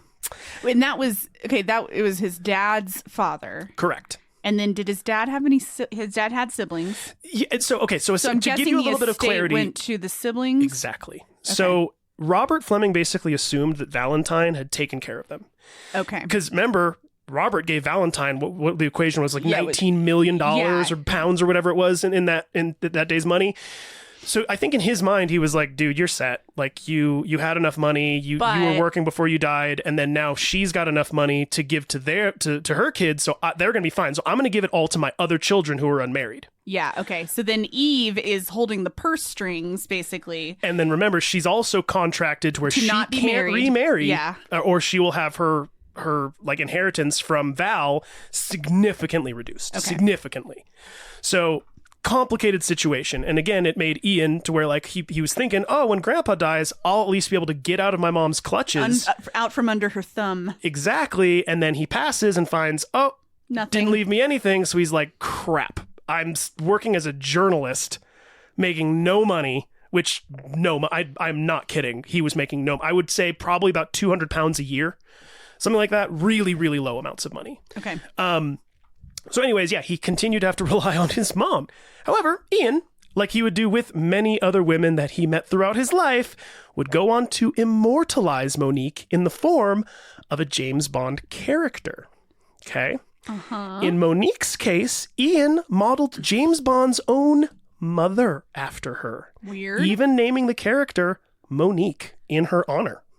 But with the last name of Delacroix, in reference to his own mother, whose maiden name was Saint Croix Rose. Okay. Mm-hmm. So that's kind of interesting. By the way, if anybody doesn't know, is French for cross. So Delacroix means of the cross, and Saint Croix means Holy Cross. Mm-hmm. So anyway, that's where it all came from. James Bond's mother is named Monique after the first woman that he had considered proposing to. Interesting. It's a little weird though, like naming the mother character after. It is, until you get a little Freudian with it. Yeah, I know. That's why I was saying it was a little weird. Yeah. That it's like, you kind of go like, this is going to sound really, really weird to say, but it's like, and I don't mean this in any weird way. Kat has a lot of traits that I love because my mom had those traits too. Yeah. Do you know what I'm saying? It sounds so bizarre to say that, but it's like general things like her demeanor is very sweet and very kind and very soft. Mm-hmm. My mom was the same exact way. Mm-hmm. You know, I obviously love my mother to death. And so, you know, that was a trait that I wanted in my partner, is somebody who's soft and kind and loving. And so I get it. That's all I'm trying to say is like, you know, the correlation between that is like, they're traits that So hold on. Let's go into this more. His mother is not soft and kind, or he liked Monique. And so it was almost like he was creating James Bond's character to be more like the mother he wished he had. It's entirely possible. I watch a lot of medical shows with like psychology, and like that's my TVMD. It is entirely possible. A little armchair psychology here over here. Yeah. Okay. Now, though discouraged by his departure from Monique, Ian couldn't have been all that broken up, as he was still currently entertaining 2 women on the side. One, an older woman to provide his mind with stimulation, and a younger woman to provide his soul with stimulation. Well written. Now, regardless of the type of stimulation, a bed was always involved. Oh, gosh. The older was the wise and intelligent Maud Russell, wife to the cousin of the Duke of Bedford, a banker named Gilbert Russell. The younger was a vivacious granddaughter to the Earl of Cawdor named Olivia Campbell. They would sometimes borrow a friend's flat on Marylebone Lane, yes, Marylebone Lane, for the occasional liaison physique. Oh, And when he wasn't busy with any of them, Ian was also a big fan of the age-old classic, going down to the club and cruising for a hookup. Oh my gosh. Now, the types he liked to pick up at the club were known as bubble girls, which really just amounted to an extremely scantily clad woman, kind of like a stripper that never stripped, and had names like Storm and Cherry. Now, however, contrary to what you might think, these women were not employed by the club. They adopted personas for the night just for fun, as they were actually career women with degrees and jobs. Interesting. So they were like moonlighting? They were... It was like an alter ego. That's what it was. Huh. So it was Bubble like, girl. we're all these heard of this. totally straight-laced women.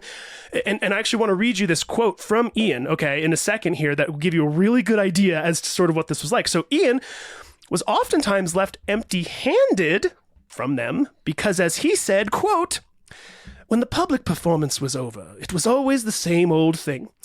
I'm sorry, darling, but I'm too tired. I've got to appear at the embassy tomorrow morning. They're all so boring. You could only conceivably think they are sexy if you've no experience with them."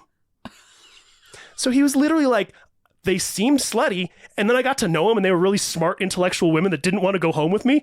Not interested. Oh, weird. Yeah. Bubble girls. Bubble girls. So, super interesting. Now, on one occasion, the aforementioned dancer named Storm did indeed take the bait laid down by old Mr. Fleming, and the two sealed the deal in the back seat of Evelyn's car that Ian had been borrowing. Oh! The next day, Eve came to Ian perplexed as to how the interior of her car had become littered with tons and tons of fluffy black feathers. Oh my gosh, that's hysterical. That's hysterical. So yes, he getting frisky with some ladies of the night. Not quite. They're bubble girls. Bubble girls. There we go. Yeah, they're just bubble girls, man. They're just having some fun. Girls just want to have fun, like that clip I just sent you. I want to learn more about bubble girls now. Right? It's a great little term. And that was, by the way, if anybody is curious, it was the what's her name? What's the singer I just sent you the clip of? Cher? No. Oh, Cyndi Lauper. Was it Cyndi Lauper? Okay, yeah. But the whole clip was basically just her saying that she released that song when she was 30. Yeah, girls just want to have fun. Girls just want to have fun. And everybody, like, you know, was like, well, how old are you? And she just never would say. She was just like, I'm old enough. Yeah. Because she knew that, like, if she said I'm 30, they'd be like, ugh. Yeah, And so, but anyway, her whole point was that she's just like, don't let anybody tell you that you're past the point that you can do a thing. Go do the thing. Yeah. And it was great. So anyway. Yeah, it was awesome. Super cool. Now, by this time, Ian was coming to another impasse. What to do with his career moving forward. He had now been at Reuters for just over a year, and Sir Roderick Jones, the head of Reuters, was asking if Ian could consider taking an extended trip to Shanghai to do some foreign correspondence, to which Ian asked for a week to consider. His final response took rather longer than a week, as before he was able to even consider an answer, he was shipped off to Berlin, as 2 days prior, Hitler withdrew Germany from a disarmament conference that was about to take place in Geneva, and most alarmingly, withdrew Germany from the League of Nations altogether. Storm is a brewing with old Adolf over there. Not Storm the Bubble Girl. Well done. Or the X-Men. I had the same exact thought. So for the past 6 months, Hitler had also been tightening his grip on Germany as a nation, continuing to silence dissenters with his private army and now police force, and silencing any political voice that spoke up against his massive production increase in the German industrial war machine. Ian arrived at the Berlin office to meet Victor Bodker, who ran the Reuters office there, and discovered that Victor was arranging for Ian to interview Joseph Goebbels, the Nazi head of propaganda. And there was even talks of Ian getting on a plane with Hitler himself. Okay. Yes. Crazy, right? I have a question. Okay. Was Goebbels' actual title head of propaganda? I thought it was. I thought it was propaganda minister. Isn't propaganda known to be fake information? No. Or is the word propaganda actually just like information, or then it's been turned because of the Nazis? We will get more into this later because a little bit of a spoiler, when Ian gets wrapped up into the war, he deals with this a little bit. But there are two types of propaganda. There's what's called black propaganda and white propaganda. White propaganda is keep calm and carry on. Okay. It is Uncle Sam isn't going to take shit from Hitler, right?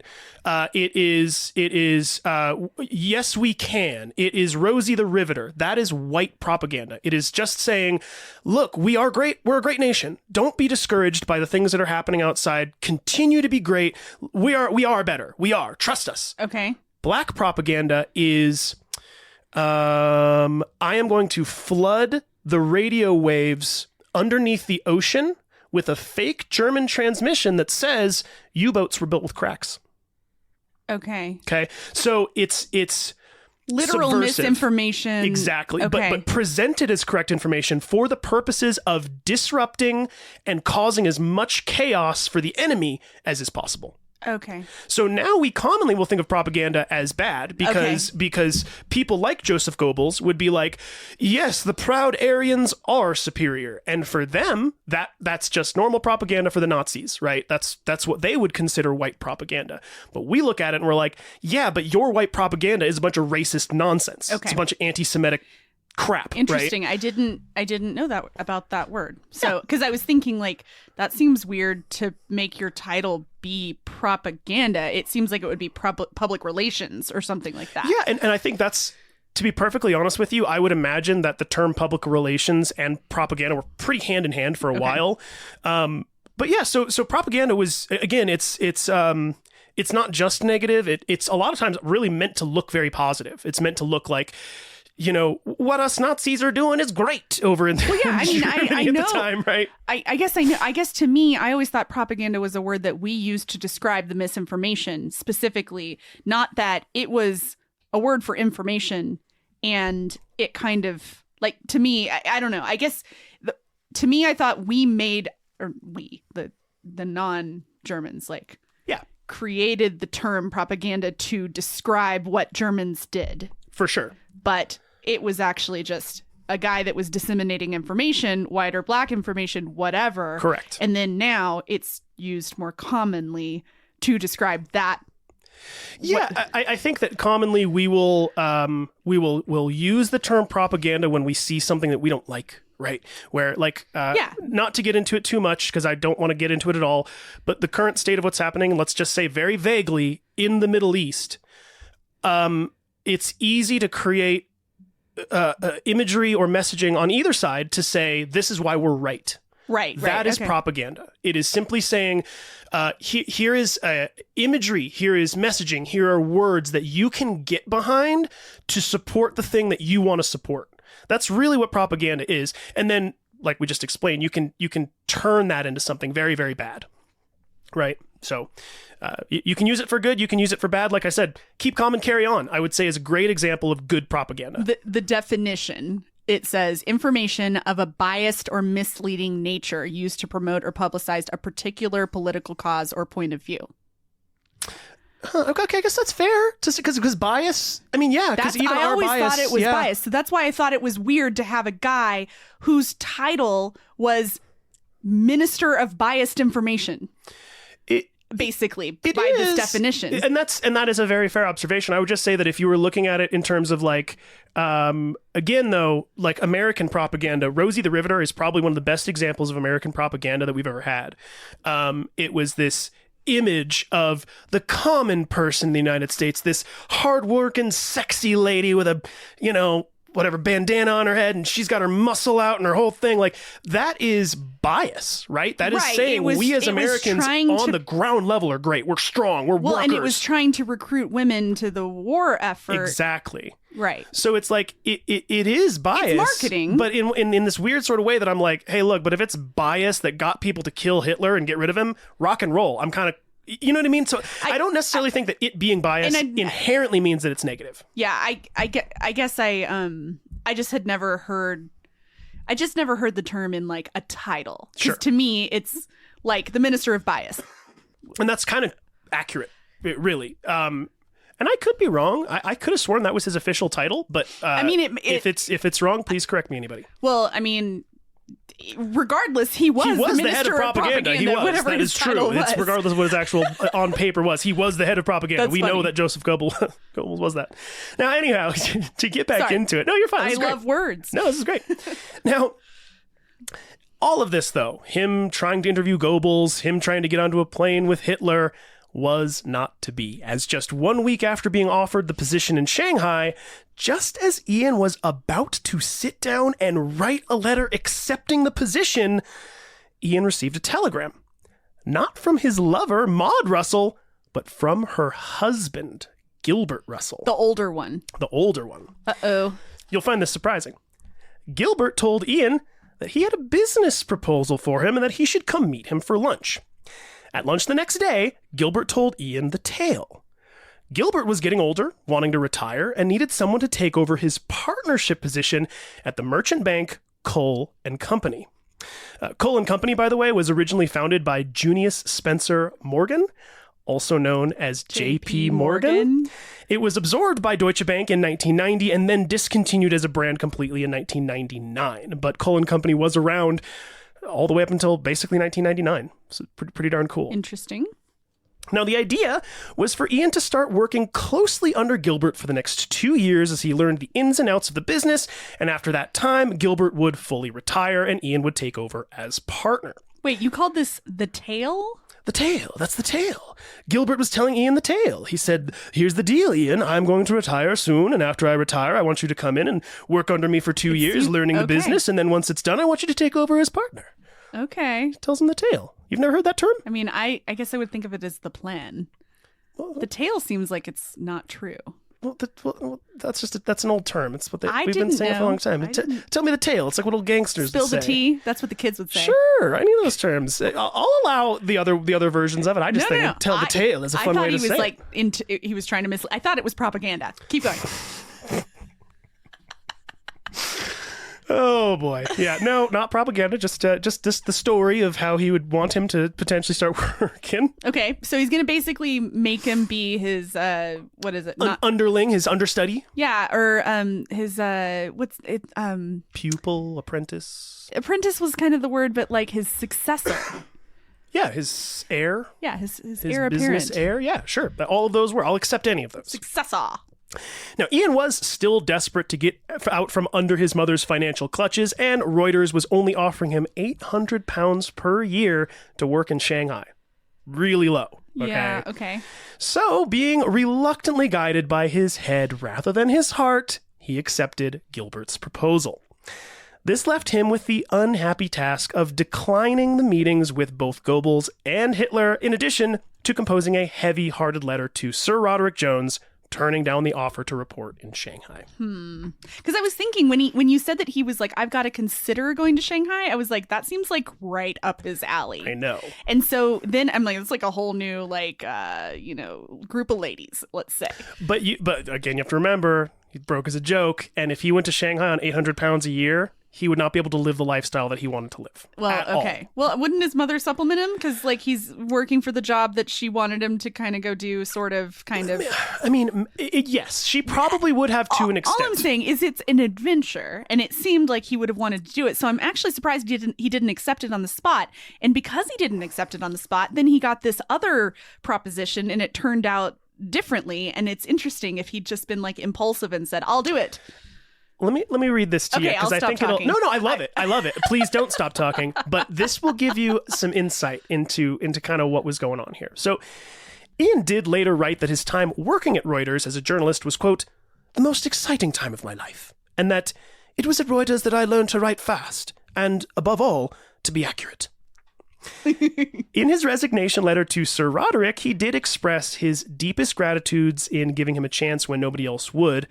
The most telling description of how he felt came in a letter that Ian wrote to the editor-in-chief of Reuters, Bernard Ricketson Hatt, whom Ian had grown close to, in which Ian says frankly, quote, it's a beastly idea, giving up all the fun of life for money. But I hope to be able to make a packet, and then get out and come back into journalism from the other end. Anyway, the decision had been made, and I was pretty well pushed into it from all sides. I was assured it was, quote, the right thing to do for the sake of the family, so there it is. That's it. So that kind of gives you a good idea of where he was at. It was like this, that's pretty much forced into it. This isn't me saying that I don't want to do this for you. This is, it's from what I hear, it is him going, yeah, it sounds great. This is the practical But my thing. mom says no, Yeah, more or less. This is the practical thing for me to... Yeah, like I need to live and I can't do it this way. So I'm really sorry and I kind of got to go, you know? So super sad. Though he will have periods of working for newspapers again, he would never work as a reporter. As we all know, he would one day go on to do a completely different kind of writing. A type of writing for which he had a closer bond? Nerd. I love it. Wordplay. But that's a ways away. Now at 25 years of age, the seasons seem to be changing for Ian, who would soon discover just how much he hated merchant banking. Not only were the seasons changing for Ian, but seemingly much of the entire Fleming family. Ian's brother Peter refused to accept his predetermined fate to become a banker and instead opted to become an adventurer and travel writer. Awesome. Dude, this is one of my favorite things ever. In 1925, Peter Fleming was working as a literary editor for the Times newspaper in London. Earlier that same year, an archaeologist and explorer named Percy Fawcett and his team disappeared into the Amazon jungle in their pursuit to discover the lost city of Z. Okay. I think there was a movie about this years ago. Yes. Now, for anyone not familiar with the lost city of Z, it's fascinating. I'm going to try to keep this short, but around 1906, this archaeologist named Percy Fawcett started exploring the Amazon rainforest. And around 1914, he became aware of a document known as Manuscript 512. The document, which is 10 pages long and was supposedly written by Portuguese slavers in 1753, details their experience exploring the deep jungles of the Amazon and encountering massive ruins that rivaled the Roman Empire. Okay. Yeah. This, along with his own personal exploration experience, led Percy Fawcett to come up with the lost city of Z theory, which posits that there was a vast network of massive cities throughout South America, possibly thousands of years ago, predating the Romans. Nice. Super cool. And by the way, they have been doing, in more recent times, topological, ground penetrating radar surveys of the Amazon, like thick Amazon jungles. And they're finding a lot of evidence for this. Like the way that the ground is disrupted in these areas, they're just like, this is not possible that this happened from earthquakes or land movement. It literally looks like ripples of like a drop being dropped in water, and it's because they were building these structures in this architectural kind of way. So this whole idea, this lost city of Z theory, was not crazy. It is entirely possible that it's totally real. It's kind of like the Atlantis of the land, which they have also found a spot they think could be Atlantis in Africa. The Eye of the Sahara. Yeah, it's funny because I am reading a fantasy series, and there's mermaids. And they like have to go to the Sahara Desert to go to the original Atlantis to get something anyway, and they find it, like, you know, in the book they decide that is definitely where Atlantis was. But well, it's weird because I've done very light looks into this as well, and it's amazing because Plato wrote descriptions of Atlantis. Okay. Literally wrote how architecturally it was structured, and he described it as a ring within a ring within a ring. And in between the rings were water. Basically, it was this big kind of canal system. And if you look at this place in the Sahara, it looks like that. Very much looks like it. And the way the sand is moving, it looks like water was flowing in and out of it. So I don't know. It's just I like that stuff. That stuff is cool. It's fun. I don't know if it's real or not. Okay. So Peter Fleming, his older brother, Ian Fleming's older brother, is working at the Times. And this is in 1925. All this stuff with Percy Fawcett happens. Okay. Now, as I said a moment ago, in 1925, he and his team disappeared into the Amazon jungles in search of these ruins. but were never seen again. Percy Fawcett. Percy Fawcett and his team. And this was 20 years after he started looking, because you said 1903? Well, no. So 1906 is when Percy Fawcett started going into the Amazon, but he didn't become aware of the document, the manuscript Until 512, more recent. until 1914. So it was like 11 years later, he went, let's go for it, and really went out into the jungle and then disappeared. Has never been found. Nobody has found a scrap of where this guy went. It's just, it's very big, too. It is, but you'd also think that like eventually they'd find some point. A camp, stacks of boxes, something.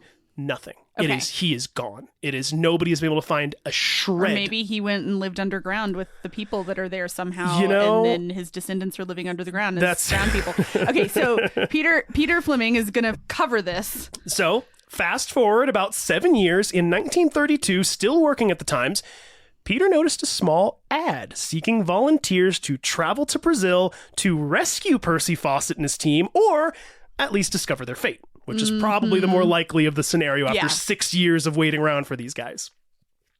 Amazingly, Peter was selected, and his adventure in the Amazon jungle would ultimately lead to a book titled Brazilian Adventure, which Peter was able to get published in 1933, and it became a bestseller. Nice! Yes, Ian Fleming's older brother Peter was a best-selling author before he was.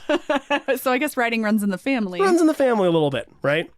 And immediately upon the success of the first book, Peter then went off on a journey from London to Nanking, China via the Trans-Siberian Railway, and ended up publishing another book in 1934 called One's Company that was an even bigger hit than the last. Interesting. Super crazy, right? Now, I mentioned seasons changing for a few members of the Fleming family, and you probably could have guessed that Ian's mother, Eve, was the other person who was seeing the leaves change. Remember, the year was 1933, and Robert Fleming, Ian's grandfather, had just died and left nothing to Eve or any of her children. Robert assumed Val had taken care of them. At first, Eve seemed hurt, but found the silver lining quickly, as 3 weeks later, she composed a letter for each of her sons. In the letter, she basically says that she's cutting them off, and that she feels she has done all she can for them as a mother, and that it was finally time for them all to take care of themselves, as they were all grown men with good heads on their shoulders. She goes on, asking for forgiveness for any wrongdoing she might have done to them, even admitting that she made many mistakes along the way. She finishes the letter by saying, quote, "Someone is in love, genuinely in love with me, whom I might marry in a year or so's time. He has a fine mind and character, and I could trust him to guard my body, my spirit, and my honor in ways I would have you guard your wives, and all women you meet." Interesting. Pretty cool little sentiment from her, right? Uh-huh. Now remember, if Eve was to marry, she would be reduced to just £3,000 per year in inheritance from Val's trust. So this was basically Eve telling all of her children, minus Amaryllis, remember she has Amaryllis, she says, look, I have to move on with my life. And when I remarry, which will be in a year or two, I won't have any extra money for you. So you'll have to figure it out on your own. Huh. That's more or less what she's doing, right? So wait, where does his money go if she's not getting it? Val? Yeah, Val's money. It's in a trust. So it just sits in the trust? It sits in the trust. I don't know what's going to happen to the bulk amount of it. I didn't get into that part of the research. I would imagine it would go back to the Fleming estate, up, right? Mm-hmm. Back to his siblings. Oh, yeah. That would be my guess, but I don't know for sure. But I know that Ian didn't get the money, and neither did his mom. So, okay. They were more or less left without it, so they really did have to figure it out on their own. Now, and don't get me wrong, Eve was still doing fine. She was still getting £3,000 per year, which is a lot of money in today's standards. Mm-hmm. So she was able to help, and she had assets and stuff like that too. But you know, she's basically saying, "Yo, guy, you're getting older. Yeah, just go do your own thing now." She also did. I mean, to her credit, she sent him to a lot of schools and tried to get him a lot of jobs. And anyway, kind of messed it up a bunch of times. Yeah, he's. Again, one of the reasons I really personally love Ian Fleming and his story is that he's this example of somebody that has failed up in a lot of ways until he found his true calling, and that we all know what that ended up being. Well, and he I don't know. I maybe we said this before, but if you even look at my own career, it started. I was getting a degree to be a writer, and then I worked in the design, like production, like laying out page layouts in college, and then I ended up being an ad assistant, and then I got into sales, and then it was like, oh, now I'm going to go work for a photography company, and then I got an MBA, and then it was like I just have done, and that's up until 13 years ago. Yeah. So like, and then I've done a bunch of other stuff where it was like, oh, I worked for a telecom company, and then I worked for a telecom and SaaS company, and then I worked for SaaS companies, and now I'm doing a podcast. I'm telling you. I'm telling you. No, and it's I don't know. I guess I just relate to Ian Fleming a lot, especially knowing that, I don't know if this is much of a spoiler for anybody, but he didn't even start writing James Bond until he was 42. Oh, because I've got a couple years. So, like, that's kind of what I'm saying. And that was sort of why I sent you that Cyndi Lauper video, is that it's like, it's the same exact sentiment, where it's like, I don't know, I grew up loving the Beatles, right?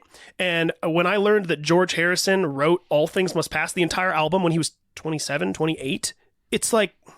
That's daunting. Where do you go from there? Yeah. Right. Like, it's like, dude, you did that. And in my personal opinion, All Things Must Pass is one of the greatest pieces of music ever been made in human history. And you did that before 30?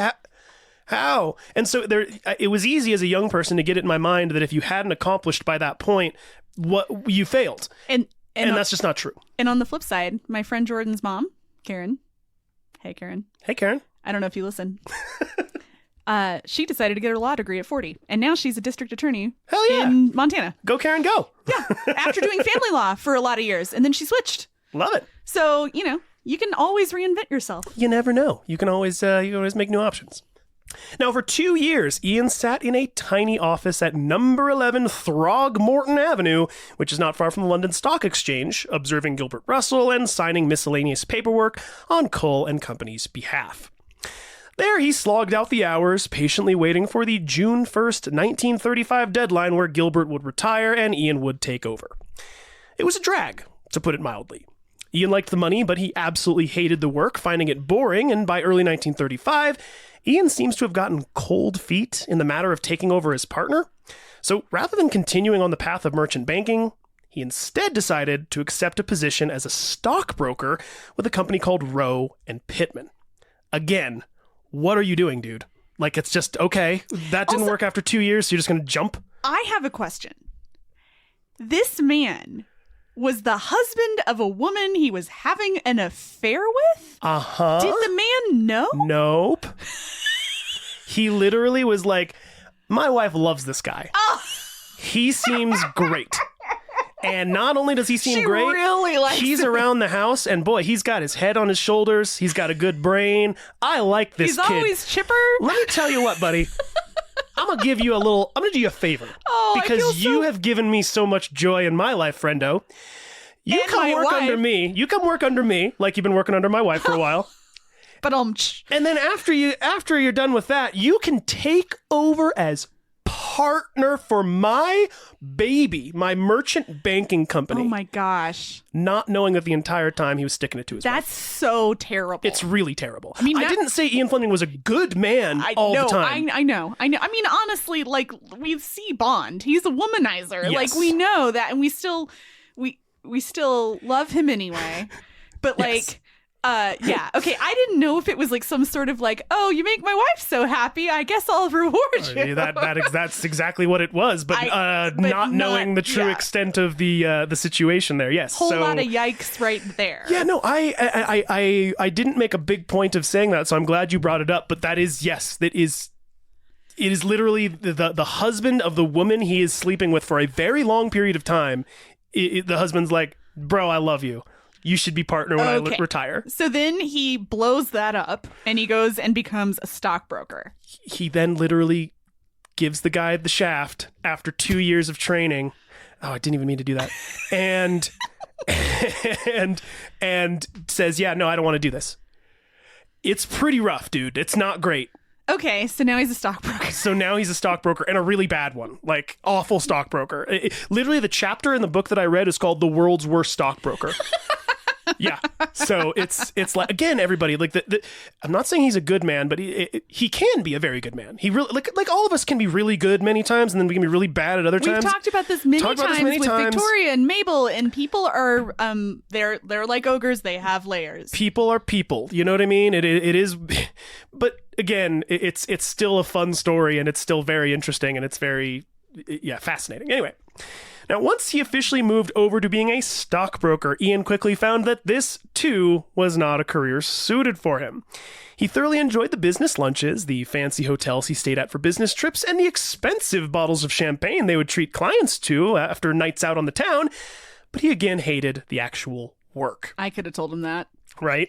And actually, maybe hate is a strong word. He didn't enjoy it, and moreover, he was just plain bad at it, like the chapter implies, right? Though he was assigned to a senior stockbroker as a mentor, he could never quite get the hang of things, and Ian's new ideas for investments always seemed to fall flat. In one instance, Ian tried to pitch his old employer, Reuters, on a company that was using a cipher over Telegram to minimize the number of letters used and thus saving the company money. So if anybody doesn't know this, back in the day when you do the Morse code telegram system, it was per letter. Okay. So it was if you said, hello, my name is John, it was every single one of those letters you'd get charged for. So if you ever look at these old telegrams, they'll say things like, arrived safe. Stop. Next sentence. And that's it, because they're like, dude, it's expensive. I can't write you a letter. Every single letter is expensive. So he was literally going to Reuters saying, yo, this company has a cipher.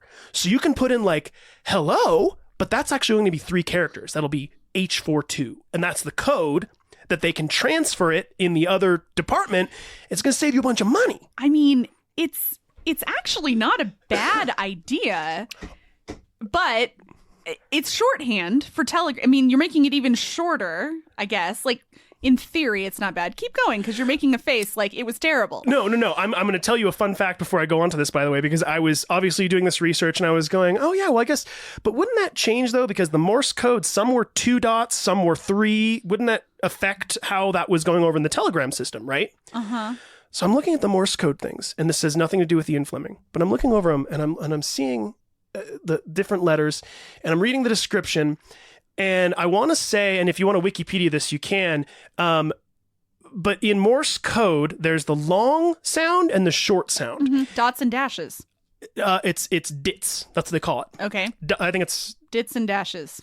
No, or dots and dits? I thought it was dots and dashes.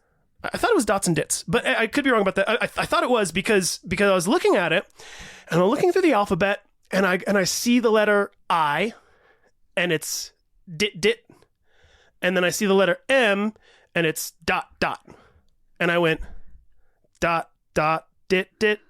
No! The Mission Impossible music is Morse code for M-I.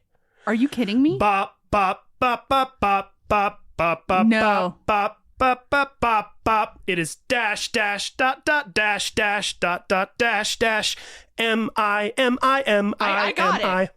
I got it. That's wild. Amazing. That's wild. So yeah, that was a good one. Anyhow, so I just talked about the whole thing with the telegram and the cipher and how you could save money with Ian's proposal and he was going to Reuters, right? But this was now 1936, and the telegram was quickly becoming a thing of the past. I was going to say, like, we're still sending... yeah. Exactly. As radio was rapidly becoming the new standard both for public communication and message transmissions. So, Reuters declined. This proved to be a very wise move on Reuters' part, as Ian's boss at Rowan Pittman informed him soon after that the company offering this service was actually illegal, as there were laws in place for telegram services that specifically forbid this exact type of activity. So basically there were laws in place around telegrams because they'd been around long enough that said, yeah, you can't do ciphers. That's cheating.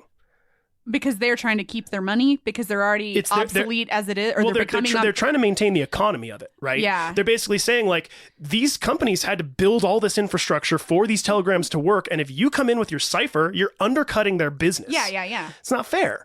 So they put in laws that said you cannot do that. Messages have to be direct transmissions. So literally, Ian was proposing an illegal business for Reuters to invest in. Okay. So... not great, exactly. Now, after proving his I'm so sorry. I'm just thinking about how people text these days, and they'll do like G8. Oh, I know. LTR. I know. And like people literally kind of do this. Yeah. Anyway, keep going.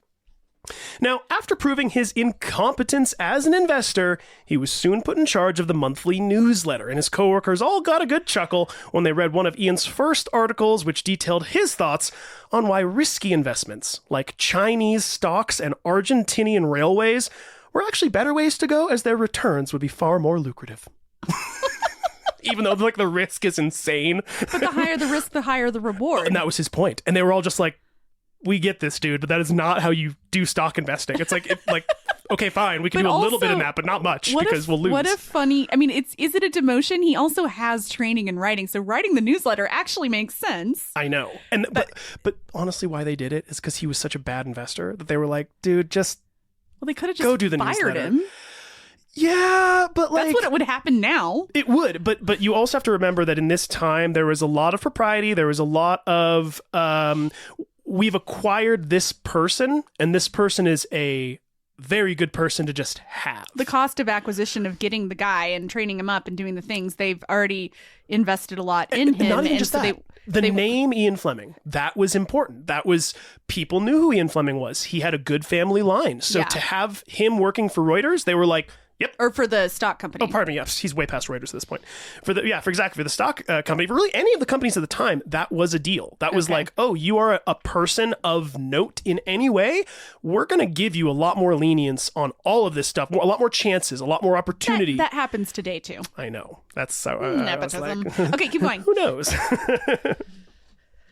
Now, I am going to spare a lot of boring details here, as quite honestly, Ian Fleming's time as a stockbroker isn't all that interesting. But suffice it to say, he wasn't good at it, and everyone at Rowan Pittman thought the same. This endeavor into the world of stockbroking wouldn't last too long, however, as Ian would soon find himself wrapped up into the oncoming war and working very closely with a little organization known as MI6. And that's what we'll pick it up for part 3 of Ian Fleming, which I do have to say, everyone, episode 3 is my favorite so far. I'm very excited. It's the meat and potatoes of the situation. It's like the stuff that I think that you would want to know about with Ian Fleming. It's coming in episode 3, man. Episode 3 and 4 are going to be like, woo! This has been the prep work. This has been the, what's it called? Mise en place? Or how do you say Mise en place. Mise en place. Means everything in its place. Yes. When you cut all your onions beforehand and put them in a bowl. No, and it is really important to know this information because it's like, yeah, I could have just, started into episode 1 and been like, yeah, he had a life that he did this and he did that. And then when it got to World War II, yeah, I could have. Yeah, but that's not what this podcast is about. Not only that, but like you will see as I get into it and as I move forward with it, so much of the stuff that he had to go through, even this boring stuff as a stockbroker and working for a bank, it all feels like it was this just like, yes, the math equation required that to have happened in order for the success of the future to have worked out. You're the sum of all of your experiences. Yes. And somebody needs a little bit of failure too, also. Oh, you like have not to. Everybody's great at everything, and I mean, he kind of had a lot of failure. But the thing that's interesting about it is he's actually a really smart guy. He's really smart. He's just very... He just kept getting sent into the wrong place. Yeah, I would probably say that. It's or directed to the wrong place or misguided into the wrong place. Like, let's think about this. His mom immediately, did she decide she was cutting him off before he accepted that job that he ended up, or was it after? Because after. What if he'd just gone to Shanghai? He was going to. And then his mom was like, I know. So but maybe it's because she was thinking, I'm going to be cutting these kids off soon. I mean, maybe it was like she was thinking about that more, but like, what would have happened if he had just taken that job? Like things, I mean, who even knows? Like World War II was happening. Like who even knows what would have happened if he was there instead of where he was? And so I don't know. I definitely believe that like the universe makes things happen for people. I agree. And sometimes the road's a little rockier, or I don't know. It didn't seem like it was bad. It's not like he was having a bad time. No, it's so Ian Fleming's story is not a story about overcoming adversity. No, and it's all not. the hardships that come along with how adverse of an environment you have. I think the story of Ian Fleming is a story about even if you're not doing what you want to be doing right now, still work hard at it. Whatever it is you're doing, because you don't know what that thing that you're doing right now, you don't know how that's going to affect you and help you later on in life, right? So for him, it's like he's working as, he tried to get into the Bureau of Foreign Affairs, the Office of Foreign Affairs, right? We're going to see that play into what he gets to do later on. He had to study German and French. Holy crap, does That's that gonna become be invaluable when the Yeah. war starts? He got to know things like the League of Nations. He had an internship with the League of Nations. All of his friends worked for the League of Nations. If they weren't working for the League of Nations, they were working with some type of a government agency. They were working with some type of a newspaper, to where his friend, Cook, was the one that told him about the Metro-Vickers affair. That wasn't one of his colleagues. That was a friend from Eton College that was like, hey, man. And then he went to He went and reported on it in Moscow. And so it was all these things. It's kind of funny. It's making me think of like DC and journalists and like spy. I mean, it's all the same, but it's just all across the pond. Yes. And that's, and a lot of that kind of, whatever you want to call it, imagery, that kind of scenery, that like, smoky alleyways, guys in trench coats that the collars are turned up and low sitting hats. That is the world that we're about to get into in Ian's life, especially in the kind of espionage world of World War II. And even more amazingly is that, I don't really want to give it away, but like, as we get into this, what you're going to find is that Ian Fleming ends up being responsible for not just so much of what we understand about like fictional spy mythos, right? We're going to find that terms that are used to this day by government entities, he coined himself. Awesome. So like, I don't want to give it away because the next episode's gonna be so much fun. But anyway, I for anybody here that's going like, man, when's the cool stuff going to start? I still think this stuff is cool beforehand, and like him racing with Donald Healy and all this kind of crap is awesome. But man, when we get into the war, it's gonna get fun. I think World War II is fascinating, so I will always love to talk about it. And what this guy does in World War II is just a blast. So very, very excited to share this with everybody here in the next episode. Woohoo. Well, with that, I guess we should wrap some stuff up here. A couple shout outs as always. I guess I'll say first and foremost, everybody go ahead and check out McQueen Pipes for all of your smoking needs here. That is MACQUEEN pipes.com. Use the code biographers at checkout. You're going to get 15% off of your entire order. You can also go to Metalwork by Miola, and you're going to get 10% off your order with the code biographers, and that is going to be for all of your chef's knives or custom handmade knife needs there. And that is a personal friend of mine. His name is Akiva, and I can promise you his work is delicious. It is amazing, and you will be so happy with any of the products that you get from him. So again, that is Metalwork by, and it might actually Metalworks. Oh gosh, Akiva, I'm sorry if you're listening, buddy. It's either Metalwork or Metalworks by Miola. Go check it out. He's on Instagram. He's all over. I guess beyond that, I'll say if there are any, questions, any corrections. We have yet to get any corrections for anybody, which I find shocking. Right? Am I the only one? Obviously, we're just 100% accurate. I mean, of course, everything we're talking about. But yes, if anybody does have any questions or so much sarcasm or feedback or corrections, you can shoot us an email at thebiographerspodcast@gmail.com. You can check us out on the web at thebiographerspodcast.com. I will also say happy holidays to everybody, because this episode's going to be dropping like mid-December. So happy holidays. Happy holidays, everybody. Whatever you celebrate, whether it's Christmas, Kwanzaa, or Hanukkah, or anything in between, happy holidays to you. Hope you're having a great time with your family and enjoying whatever lovely festivities y'all have planned for one another. And Christmas, Hanukkah, Kwanzaa. all the things. Hey, I don't care what you are. Have fun. Be good to each other. And I don't know. I don't want to push any holidays on anybody. I like to say Merry Christmas myself, just because I'm not Jewish or Kwanzaa. I don't know who celebrates Kwanzaa, what the title is, but I am not of that variety. Feliz end of year. Yay! Feliz end of year, Happy New Year. And then also, again, remember, Episode 3 will not be dropping until the new year. We're taking a week off to spend a little bit of time with our families as well, and do a little bit of R&R and a little break from reading and writing all the time. So yeah, give us an extra week here rather than the normal 2-week schedule. The next episode 3, is going to be 3 weeks after. I think, did we say it was January 6th? I can check the calendar, hold please. I think so. I think it's the January 6th. Episode 2, the 16th, would have been the 30th, will be the 6th.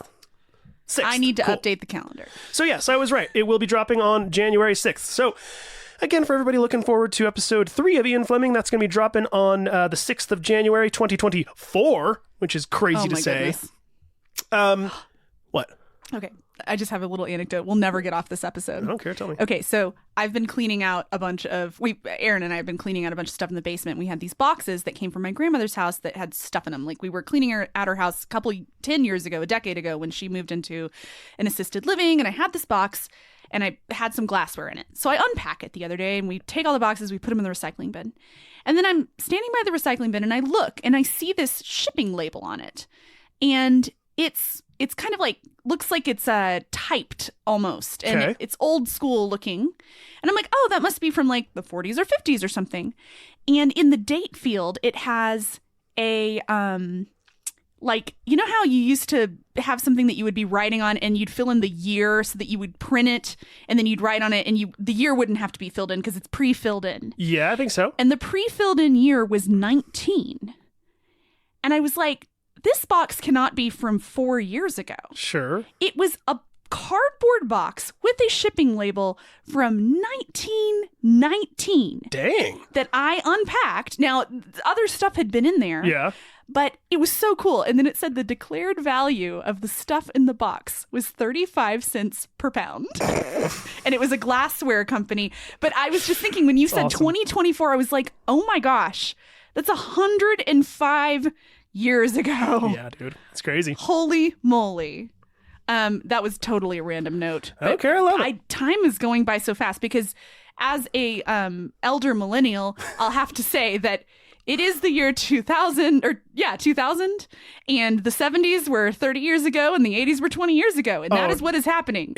Not only that, but like, I don't know if this is what you're trying to say, but for me, the 90s were 10 years ago. The 90s were just they were just 10 years ago. Like, I was just there. Anybody who was born to year 2000 or after is literally a baby. Yes. Yep. In diapers. Yep. I can never see a 21-year-old the same ever again now. And like, they are children to me. I see it. I mean, oh, you're just a little babe. Look at you. You're a little young one. Yeah. Little young, little look at you, a little baby fat on you. I can see your beard's barely growing in, stuff like that. Like, I know you're not kids. I know you're grown and everything, but just the older you get, the more you see this, and you just go, I look back on me at that time, and I go, I was a little baby. I knew nothing. I knew nothing. I was Jon Snow. So I don't know. I was. Did I tell you that's the sword I'm making right now? No. Yeah. With metalwork with Miola. Yeah, with Akiva. Yeah. Which, so for everybody, you're making a sword. I'm making my very first sword. My main thing when I started into like blacksmithing was that I wanted to make chef's knives, and so that's what I've been doing. But for whatever reason, I just had it in my head recently that I was like, dude, I've never made a sword. I really want to make a sword. So I started like looking into different ones, and then I saw Jon Snow's sword, and I was like, well, that's pretty cool. So let's make Jon Snow's sword. So I'm actually pretty far into it. I'm already putting in the edges onto it. I've forged out the entire shape of the sword. I've grinded in the profile. The tang is there. Everything. I'm now putting on the edges. Can have a sword fight. Yeah, I am gonna probably put it up here in my wall, I would imagine. And it kind of scares me because it's probably gonna be really sharp. So I'm probably gonna dull it before I take it home because it would scare me to actually touch it and slice my arm open. So. That would be pretty like Darwin Awards. Okay? It's not a good movie, but have you ever seen Sausage Party, the Seth Rogen movie, the animated one? I was not the target demographic for that. It's I'm sorry, everybody. Which is funny because I like Seth Rogen. I do too, but if your opinion of me just sank tremendously because you know that I watched the movie Sausage Party, I don't blame you. It had a laugh or two, but it's whatever. Anyways, there's a point in the movie though where one of these human characters, because most of the characters are food, right? There's this human character who's like a druggie, right? And there's a point where one thing leads to another, and this idiot human being who's like really high, he like slips and smacks his head against the wall, and like a doofus, he had this like giant axe from like the Renaissance fair that was hanging above his walkway. So he literally like trips and falls, and it knocks the axe and beheads this guy in the movie. Okay, this is in an animated movie about food. Okay. And this is Sausage Party. And where I'm going with this is that ever since I saw that, this was years ago, I was like, okay, well, I am never keeping any form of medieval weapon in any place that can fall on your onto head. me and kill me. So like having a sword in my room, I'm like, all right, Daniel, be careful. Where's it going to go? Okay. Safety first, folks. Yeah, which is why I'm like, I think I'm just going to dull the edges before I would bring it home, because let's say it did fall and then smacked my arm. It'd be nice for that thing to not slice me open and kill me. No, but it would be helpful to have it when all of this comes crumbling to the ground. And I need to just wield my sword and fight off the zombies. In the suburbs of Denver. Well, hey, if the zombies ever do come after me, I will have a sword that I can fight them off with. So. Also, check out Metal Work. I double checked. It is Metal Work. Thank you. By Miola, if you need to forge any swords for the preparation for the fall of society. And, no, dead honest, everybody. If you really are looking for any type of metal work, customized metal work, if you're looking for a specific type of knife, if you're looking for a specific type of axe, machete, like whatever you're looking for, to be perfectly honest with you, where I go, there's a bunch of dudes there that make a bunch of really amazing stuff. Does he do like metalwork retreats?